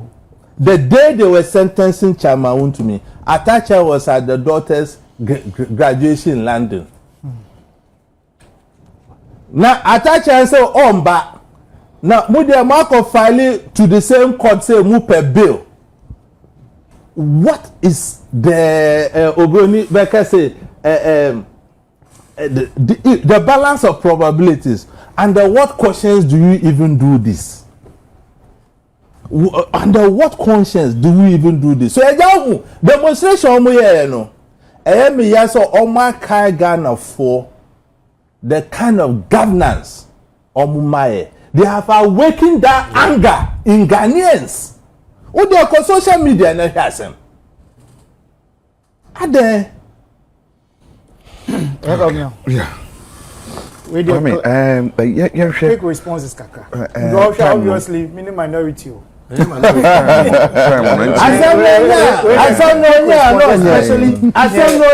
Fancy brother, Ekayen. To have described the demonstration, say useless and needless, Nadia, Messer. Relative to any decorum and I am my home. We share the kind of people that participate in the demonstration. Any reasons I am, especially in our grounds, Mr. Nara, the video is to the case, and Kabeya on retracted the statement said it was useless and needless. So sebi. There be or the sebi. Coincidence there. You see, and yes, I bought na party no enim say ye bedi 1 year anniversary of your papa no ma omusho munkwa and ye share that the share was ye kai Ghana for ya there be party nintisa a year we at to mining na a purely matters of coincidence it's a nyabwa so we needed to diminish it was not intended to diminish the importance of the day. But no, your own party came out to say that they asked Hakma also Ajima any Abina side to represent them. No, I'm giving you facts. No, wait.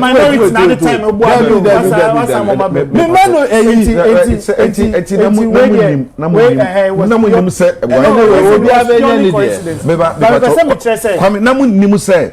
1 year be able koso anniversary be also. Me say Hakma no nya for Hakman ko be no capacity as obi of Eastern region and capacity as say enya boapaye say we wanted to diminish the importance of the day but Mr. more importantly mean quoting okay quote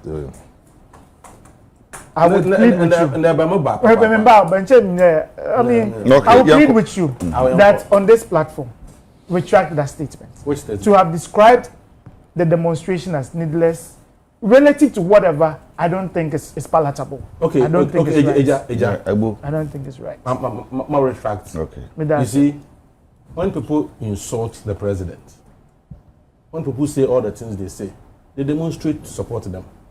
But if I use the word useless and needless or you're unpalatable to him, to all of us, but in seminar, one Akuffo-Addo was social media against the president, against Akuffo, the wife and Mpenyifo woman. But we've condemned that several times. It's part of democracy and it is here. Needless or unpalatable. Very unpalatable. That is why I've told you there. MP before the free there or that 4 sense of superiority. Any person other than you. Okay, thank you for the retraction. Me a minority in my time na koso. Oh, me a minority. Debbie, okay, come in our time ni boma. Oh, Debbie, one line of arguments. Just say, I do have me submission to some another 5 minutes. Na me fair. Just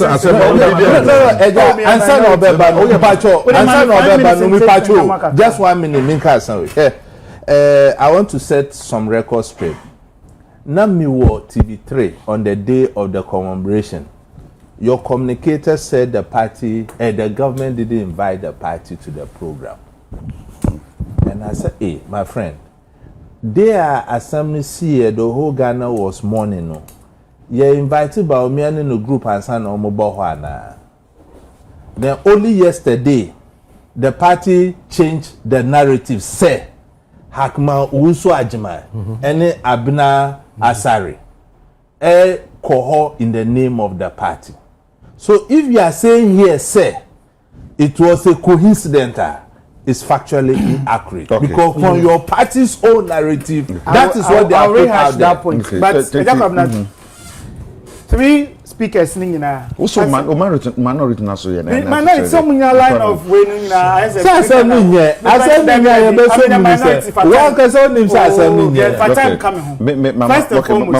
4 minutes. First and foremost, the narrative from Miniakutin, from my namesake Donko, and I'm enemy brother say, the Nanabi ding to demonstration, I want to tell them say, enye factual, enye sanity. no, as we speak right now, no the national organizer of the party. Yeah. Sir, demonstration a well-informed, well-consulted demonstration. Engineer nipa baako so sanctioned by Dr. Bawumia. Oh, yeah. Mode Nanabi din atuso. Party hierarchy, Obia was involved in this. Intinu, sa narrative that's say Nanabi the BT Obi Nanabi the BT Obi no. And then Oma no mo pe Omni Nanabi ko contest no. Say me brain so baby o. Yeah, MPs, your leadership Obia ba. That is one.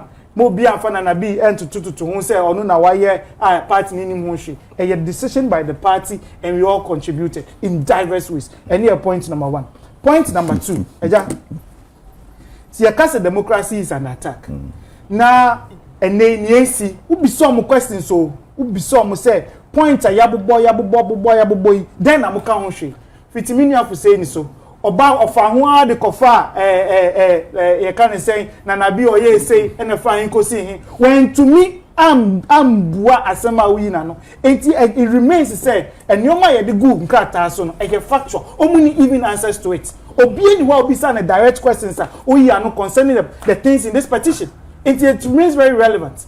Ebiom na min kan sisu biom just say sa said in a judgment no omo hwe niye attorney general ye kan lawyer for nyina wo Ghana ha ye ndanu ni any attorney general onumpo aka say he finds merit with the high court judgment enye obi akeko the learned Dr. Dominic Ayene me o chere made I can vouch for the expertise and the knowledge when it comes to law.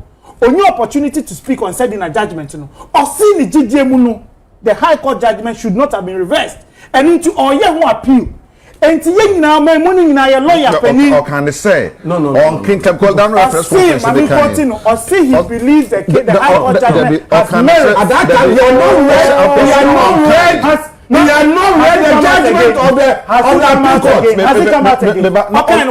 court. Or say, in principle. That's the way he used. Or say in principle no ono de it's on kan ye no ntino on principle no say abibi akoso but in principle no gina bibi ogina na mo on kan judgment ni ntino or kan judgment ni wi a of full say in principle no appeal ntino say wa kan wi na na adwina sesa because obi a oni bedin komo bi say after reading the judgment after reading the judgment na sa narrative no is a bad spin so we are what kind of judgment ni bia e take this decision na no ni pa kono like on person kind of judgment na me kind of two sets.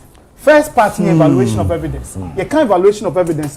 Judge ne all the pieces of evidence no are coming to conclusion. And we are very subjective. People here at TME the same amount.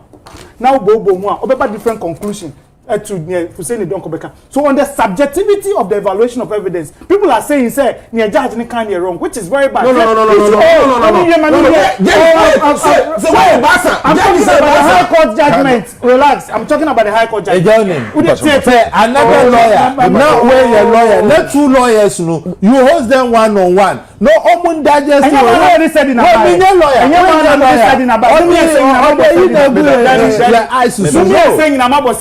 Sadina should be released. She has no business going to court in the first place. There are so many red herrings. For instance, on the issue of 500,000, meaning Akuffo-Addo.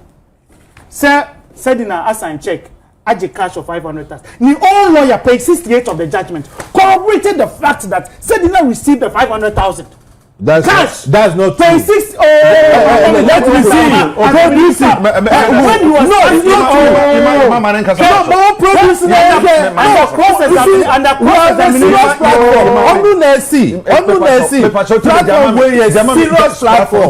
should produce that. He should produce that. The lawyer for Sedina during cross-examination asked, oh, I can give you. I'll give it to you. The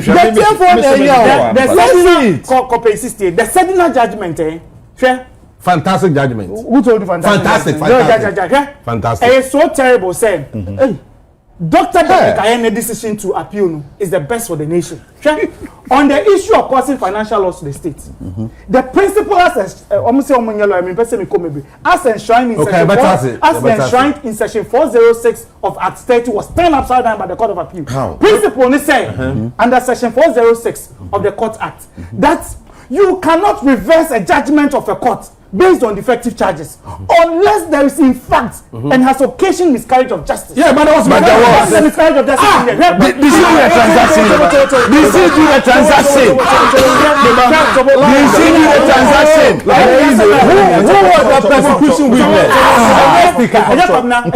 I mean, sure I did. Now, in our criminal jurisprudence, in our criminal dispensation, apart from charge sheets, so the argument was that the charge sheet did not disclose enough particulars and information for Sedina to give a proper defense, and to that extent the charges were defective, and therefore all those counts, about 34 of them on causing financial loss to the state, were defective and cash. Based on Article 19, based on Article 19 of the Constitution. But you see, the catchword is here.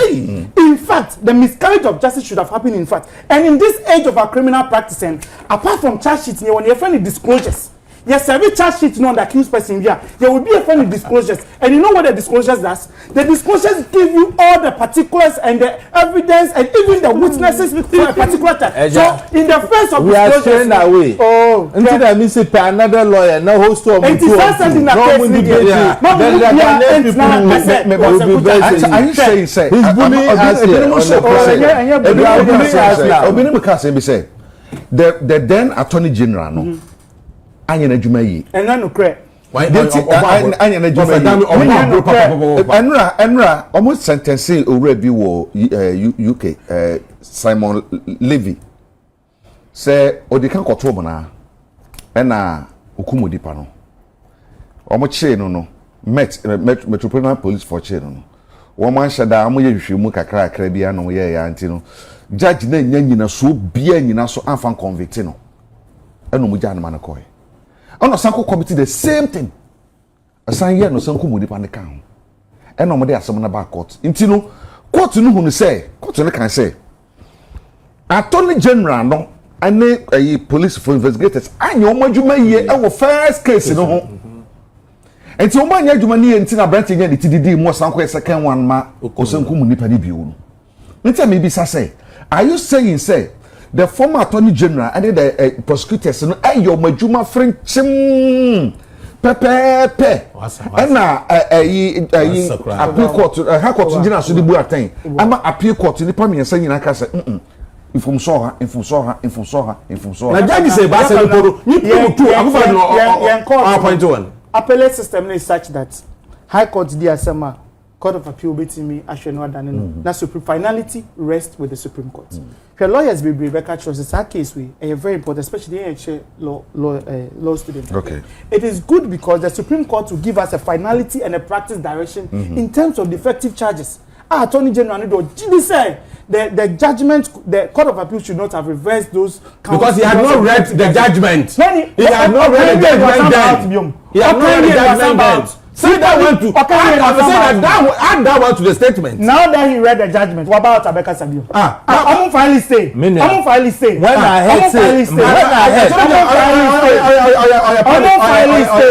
panic reaction because of the public. Because of no. The public uproar. I will defend the family here. I know he meant what he was saying. Defense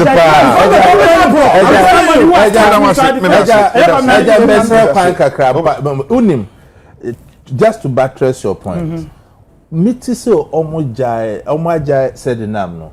Say yakasa solo. We were so angry. We say NDC have lost it until I read the judgment. You got into the Spain. That's what the Attorney General did. Because the Attorney General appealed immediately. Yeah, because I don't read the judgment. And then he has read it. And the two of the judges, let's set the record straight. Two of the Appeal Court judges were appointed by Nana Akuffo-Addo. It doesn't matter. It matters. High Court no ginesi, High Court judge no ginesi o see ye no. Momumu for mufu say na ye papa no.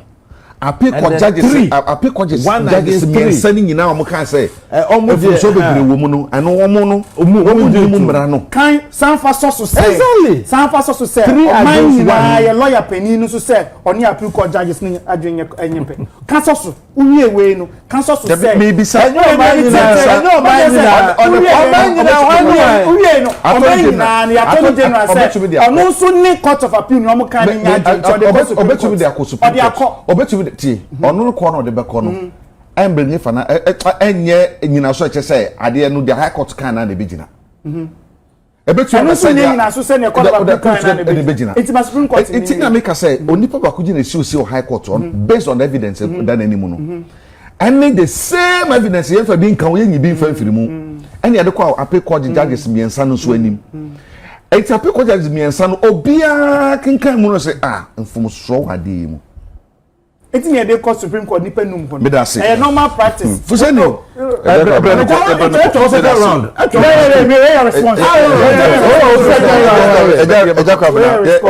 ya galam say tokwa yi nipa miensan nipa nwotwe enora me yere ho pa me de am kind of pa amane bo amade me ka bo hello for boku ma say na oba ho minimum no ono so ye nim ye ho na ye wura sapo on the no ye ka me boss o say regional minister on ye me body ya ye hwe nipa ye ko yi ani nie ntia nipa hwere omo nkwa galamsey nti ye bi say ye tue galamsey hu bibi because say me can say bi shashen say aforbo ama enkwaje ni ho say sacrifices ama there's no salvation enti no say ye mfa ne say ye do mo na abo aforempo kwama galamsey a esi etumi nya result say nkrofo mo je hwegu ye no esusunsanso ni say galamsey etumi ako but still galamsey say kura de omo koto anwea na no de abampo ano no mo hurugupu Eja kwa brama menda wasibio 5 minutes I think say ma minia don konti asese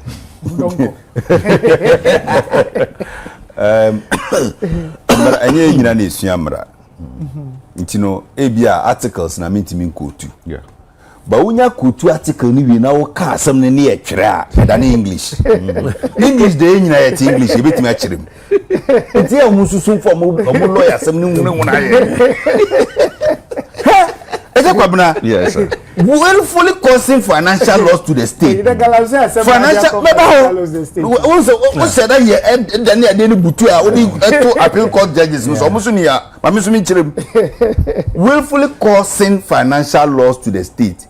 There is no cause of financial loss when there is no commitment to financial services. How can there be a loss? Eja kwabna jikoto nsuo breme ukoto nsuo no ukoya medi sika ma ukoto nsuo no wanto nsuo no sika na yira eno ne de you have acted but jikoto nsuo breme oh there be mintimi nko eja kwabna wankoto nsuo nti no wa mama hwere sika etumi nya yi sa say me ngi yes be mpa na wa san we mu a echinchina mbi before ba se yete ase ya enti we just me call law school asana mati we ase ayene so ko supreme court oh jai eje ko ba ka de mezebo na ekoto nsu na nka mo hwere miska ayene doctor ayene ni we nyina so ko supreme doctor ayene ni we nyina emo go da me ha ni pa oga na hapa o go da me ze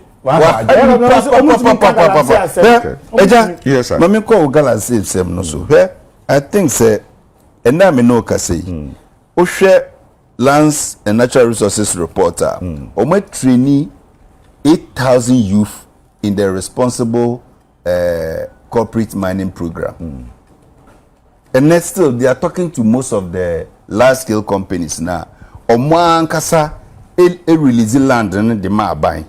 No much say, mem nyenku gunsium say any ye pesa we no, and they are doing it responsibly. Nje ose wonti ho ye bia. Tamana mi wo Central Franklins ana me ne me nuanom ye ko Fulani for sem no na nkrofo enti ade na se yi last na am so ofidi ya so na mbekire mu se enye se obi ne kra o mu se mo mra o according to omo ye nantwie na nkasa no I don't know whether it is scientific, whether it is cultural or something. understanding ni say esuo fra no afram no oba tan nti nantwie bia onom afram edidi afram ano no owonta and that is the belief in the West African sub-region even up to the Sahel regions ayadia omo nantwie no omo adwen no nti de bia no and the afram is also from Ejira all the way through Central Central to Drobonso to Agugu. It's no de biano, that is the belt are tracking. And a pebre no, aframa no, pebre and a whole ranifu. And can in certain a year say the other corner about 50 meters each side in our flood. But during the dry season now, in so in area no, or no retreat here, now when you know, having a fresh grass aba. Now if you almost saw it, so it's a daring venture for them. It is all they Nigeria 10,000 as a 5,000 neighbor. That's a 5,000. They move as a 4,000 year ma. Now member best a 500 dimu. Nkolaka krawum. That's so muba. That's a member ma 4,000. They move as a 2,000 crowd for frua. Udo work kuma bro so I say. And 50 and I say your friend is say 20 bin obekum. It is a lose 20. Na emu 2,000 crowd for frua. Almost out omba and tan amano. If you create me with triplets. That is their belief. So it's a daring venture for them to almost so powerful still no more ba. Sana galamse ntokwa na koyo. Obi ehu se sabi go rishefom. Onim se ade na me ye no illegal. Ye betcheme. So o person o ye no odwane, otimi nya awadwane. So it's a daring venture. And then the good news is that the government has a very positive attitude towards Galamsey. Your friend is saying towards the fight against Galamsey. And this year, who say oh yeah, I did change Baba Becho. Yeah, chiwa no which no and Minoka said over 3,000 people have been arrested. All of them are standing trial. A more prosecution. Say you don't get the big fishes catching the headlines. Sana kwa koyo ebinya 3 years ebinya 5 years ebi nya say so those ones you know here kingpins now mo sponsor de na ye target omo no ba ko de okọ ye say gusu ewurewure nse bre na homa so unsa then you know say yes ba ko ne enye wontumi so selective justice. What is the selective justice? He is a sponsor of Galamsey. Ono na kana hanyina otimi gold and you say our promise was to go after the kingpins and the financiers. Ona Ghana how otimi you gold good table so say me go gold kura che. What is the target? It's a clear minister they say ura forest mu illegally. Mamu minister na say man prospecting license and na me look say Jakwabna all the 9 forests are MPP time na ye no go area ya retreating nyina the military zones now. Yes obakono military for ya boss sin wo hodo mo chawo upa abra ho ye reclaim and ye ni presidential forest bi according to Abronye you need presidential forest. So yes, because presidential forest. I also omotan no more presidential forest. No national security or military obi antimi nko ho. Na no mo ede ho. Ye Dima president. Hey.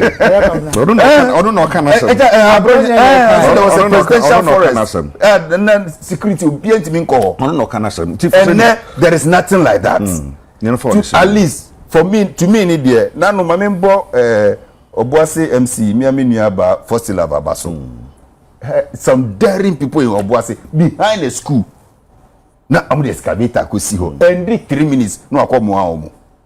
So for now, you see, like I said, people would dare to do it, but the swiftness at which the law enforcers also go on them, no, is a bit encouraging than previously. Until maybe yes, the fight is still on. Okay. Let's maybe the answer yes, another proposal me dey ban say ye incentivize the fight against Galamsey. Ohene a wo important utimi ma Galamsey eba form no ye ra yerga obeye local government minister uni DC is in nkasa ohina otime boa the fight against galamsey say me my yen say means you me my yen semi kwaye no when we are distributing development this should be prioritized so watimi aboban ama unsuo ho te yesi school na yendi kan si wo de kura ma wo say kosora na bo ho ban yesi hospital yendi kan si wo de ma na omo na omo de omo say omo pa V8 ntino omo de omo asase ama no omo nton V8 bi emfa mbo abane emfa nko eyi no ache mo kan dodo no na du ba bi a ye ka ye se police for mpanifo a ewo area ho commanders ahodo na ewo area no aya na also aid one way to galamsey no a business aba krache for ho no so no ebi no so do omo gimu bi ene nananom ene security agency uji di se yima se ye fa ne se ye said aka no ye ka say wo area nananom DCs wenu mam ho no be correct no say ne be ya mamo mam ho anya correct no so ye betwem aso a wonyin se betumi aboma we yetumi akofam kakra you ma 5 minutes 4 minutes time no call asam okay no onin say police phone no be a pray to go to Galamsey side I command they go and lobby. Asam okay no, that is the crush of the problem. But many proposal no, I think it's worth looking at. Na ye experimenting. Last ministry any local government can do good thing. Like me say I have so to kwa imu my yeah police program how can we say o man penyi these 8 died for the cause of Galamsey. Yeah.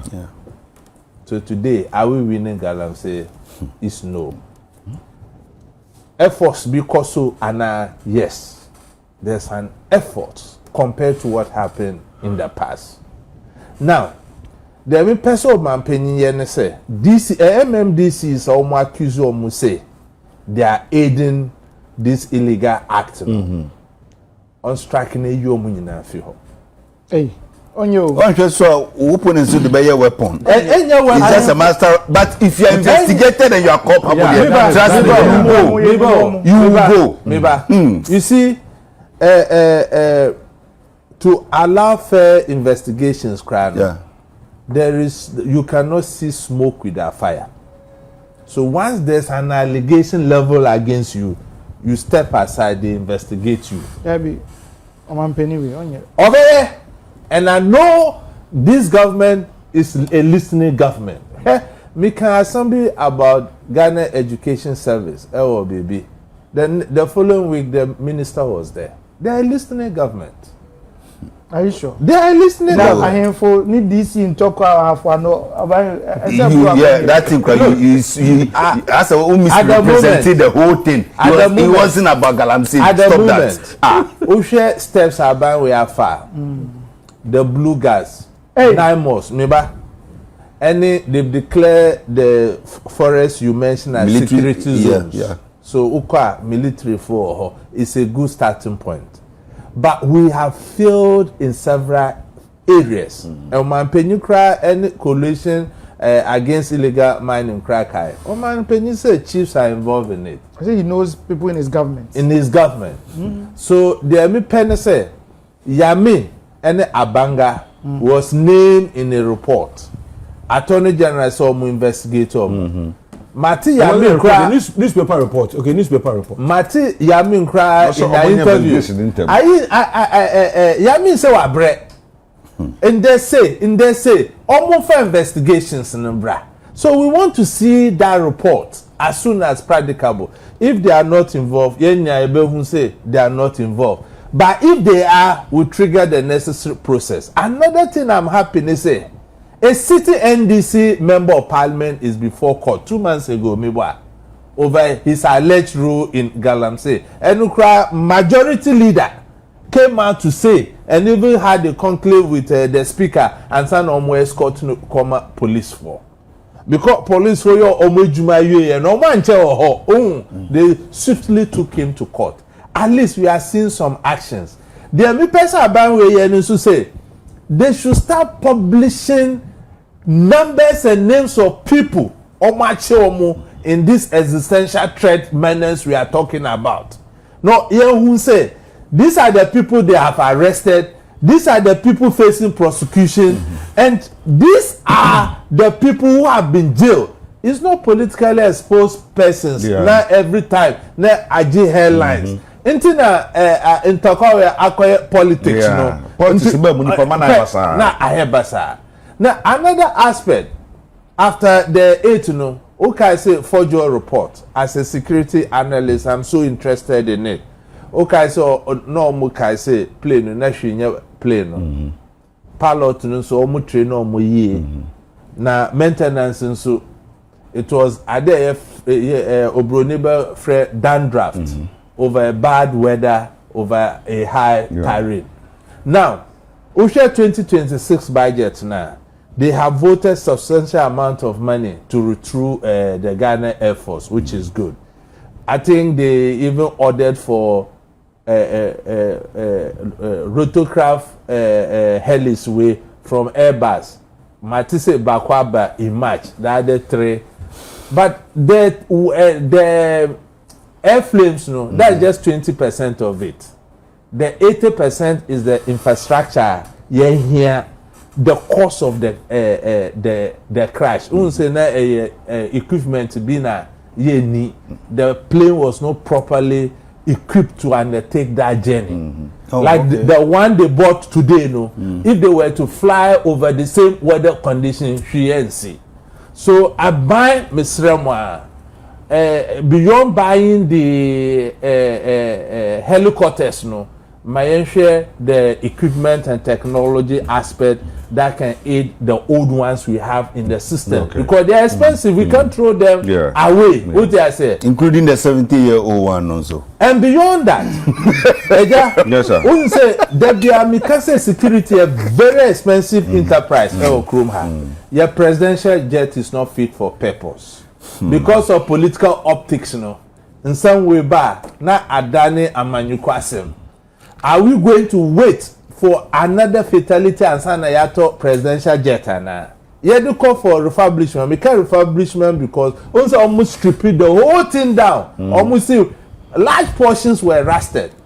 Ghana, as we start, we don't have a single plane, a flying emblem. And we can't Ghana in Africa, we can't top. And the best conversation, now making sure say we push it and we'll get a new presidential jet for this country. That presidential jet is not for John Mahama. Akuffo-Addo, say Autocracy. Are they using it or they are not using it? It's a national security matter we shouldn't joke with. That's it. Kwame. Oh, now one call a bohanza. Adewusuru. Okuno. Baby Adri. Who say 1 year? 1 year born. You some faso. You changes be a boy na. Kwame 4 minutes. Hey, na me we need a maybe. There be. Hey, any because I won't hear me pa. Me kwa chim takrase. Ansana mabawasem so. Na machia me bra penny be a friend of Charles Baba. We me bra penny there. Eni Africa kra. Nanso Jacob na ye frɛ Memua Okobi. Ye frɛ Ranti ani papa Fonso Okobi. In fact ye frɛ Mesrafo mpo Okobi. Chase won say that. Fitano na abanso body ni de gusu ye mo no na pɛ mi chia. Mesan chia Minua Masada ye boga ba ko pɛ a Autocracy. Ene ye electoral area coordinator Kujo Rasta anope be din chia kese emamo. Jacob na with the mass and okay. And they send a Minua for saying don't call. Akano.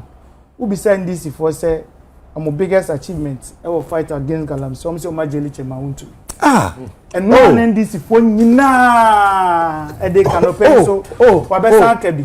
I'm biggest achievement. And I back of back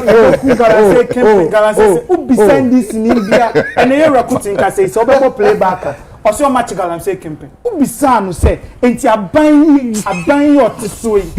And then pa no dey be sim who for him say Galamsey mi tususa. Also ya jeli chema wunti. Mi kasa. Dabi Hussein Donko. Wo kasa wo dey say an hour ben. Hussein Donko kasa no be say no say omo biggest achievement. Now what the Forest ya jijini dey and they want it. O say o call and say women na chema wunti mi wo. and only a buying biggest achievements. Kutin bosso say a buying penny for any president say onim somo ye galamse no yaye omode ene ekwa achim dan omo MP ene omo DC ntokwa be na wo montem MP akoka say DC ye galamse what is your friend so me yina no ene onam na ogbo MP ni bia na sa odan galamse se me medi akira chepa ebra na ai DC we emai no na odan mum nya galamse wo me bisa say ehun asem ba ye na bremu no mi ya chenkwana na minum bremu iti bremu asem it is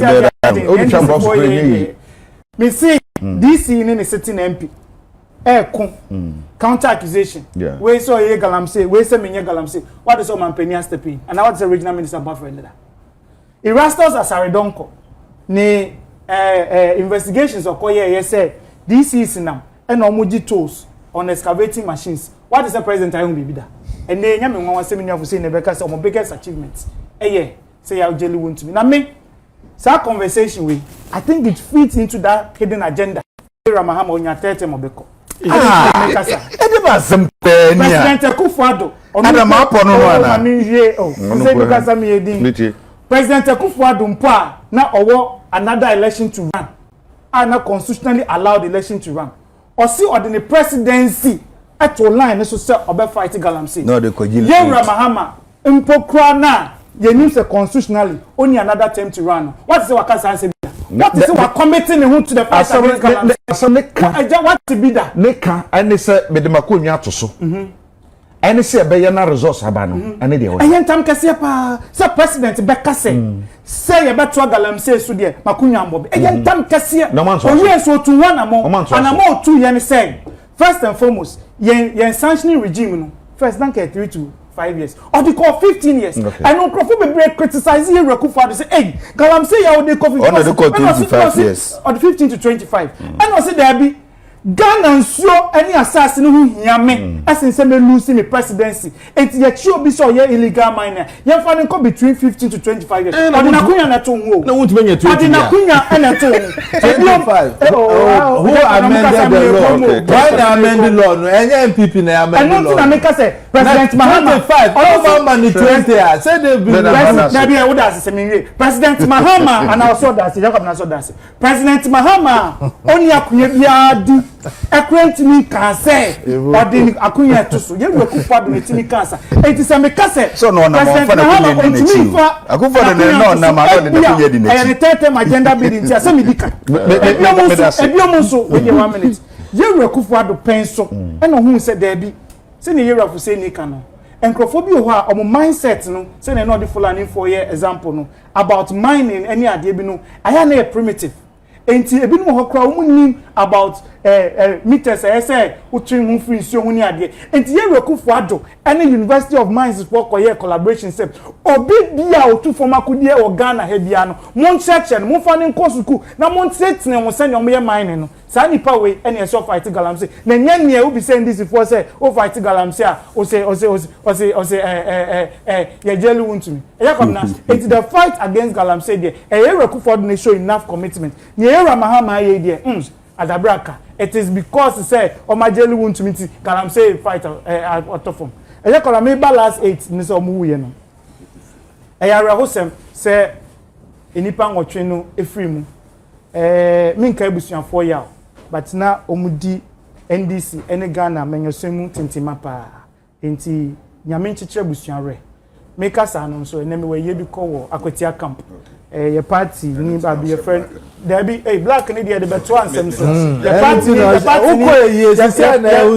party ni amabona ni ma me da form e wo Akwatia camp enti party mpenifo chemenyame omuna ba be sun enti ama e ma ya ko ebo we ka say bi wo Galamse nsam no say me can sometimes almost say me kasa say na me kasa nkane no let me can be wa hama yeti fati the first 4 years of Akuffo Mampeni that Akuffo-Addo administration man ka sentia Galamse na me de mani fiade and me adwuma bi wa bra na this war power 2016 2013 2014 no mo betu go do chebi duma se wona densu no ka se wo pa single-handedly me konya for over 1 year na consider na na lance minister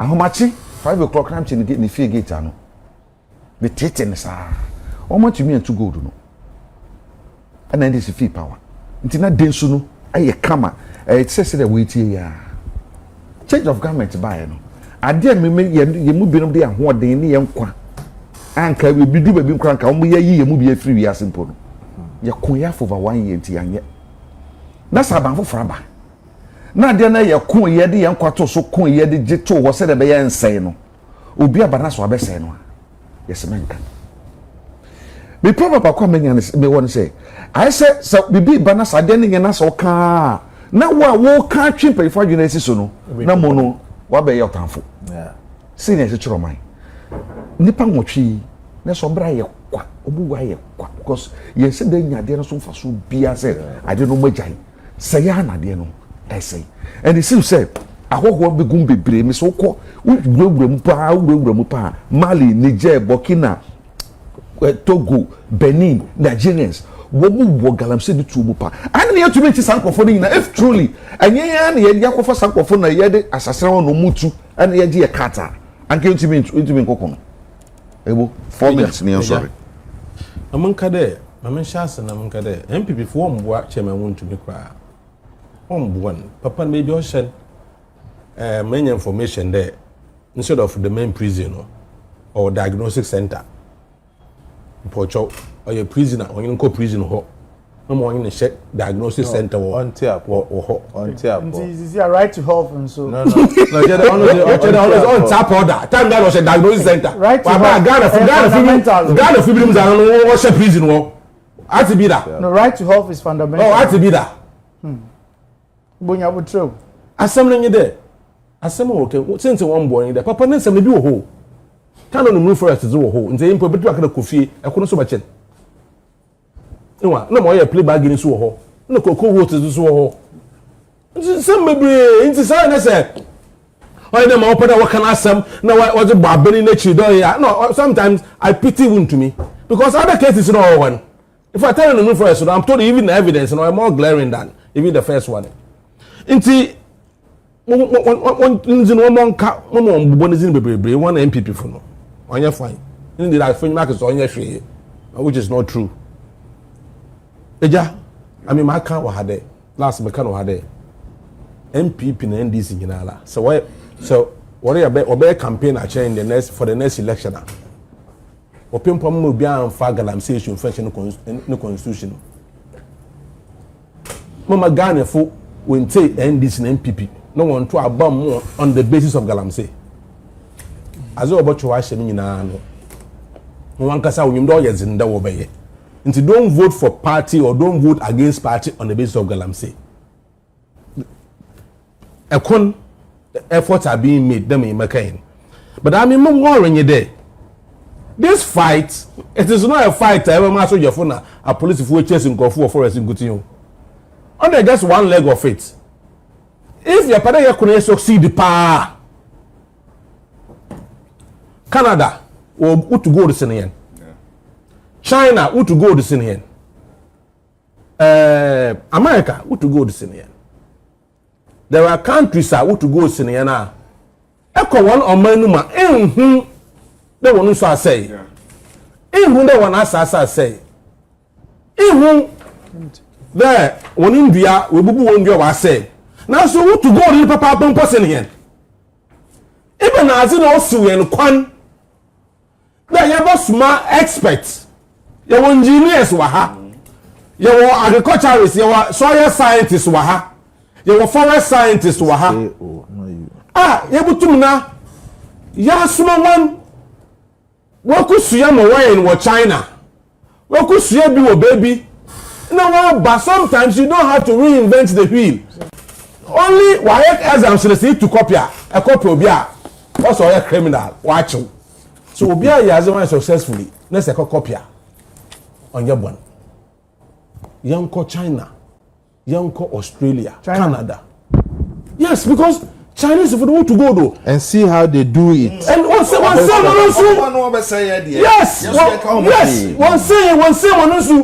all these countries going in what to go to the end. Into young Suya, best practices.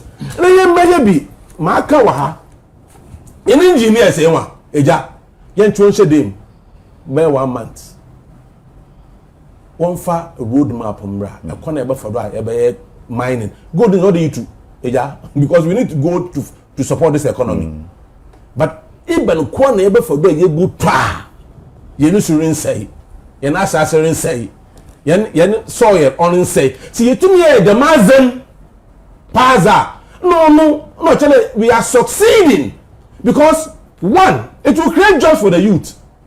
I have said it. This cooperative area where was we training coffee. Let's group the way 20 30 na abanankasa on work on koto infil what was I responsible mining mama so kind of koto asamba abanankasa koto informal no ye work and pay oh extra one kwan insurance or balance until now and final for baby and baby offer them like I'm saying we need to give them direction e kwana obo fado a wo beye ma azin no wato ma nkofo nda wawa ebi bo wo na ne bono nse nyimpa nda kidney yare ba wa doso cancer na azin na they are all attributable to oye galamsey nti mesre as for the policies of it na MPP bekade na NDC bekade na mketa Ghana for the baby edu silent. I don't even expect them to put it there because what are you going to say again? And then we can so want to me and yes, that's it. Mama yamba political party being back and they are no or you holier than thou when it comes to the issue of Galamsey. I know say I know make kebi action papa because record all the watch there. If you know impose and I know ones in no the headquarters or my pain na so yankasa office nankasa mpono no wo shechi that means you know wakodo the professor from Pom what report Mr. President me won exam attorney general I don't want to Mr. President Mr. Dem report ni pana won zuru wo ogomin ye mam bran won nzi say no is the someone back and say no politics democracy is under attack no more can say let us say papa and mombre and say mo be ye nkomo hwehwe ni na be siwa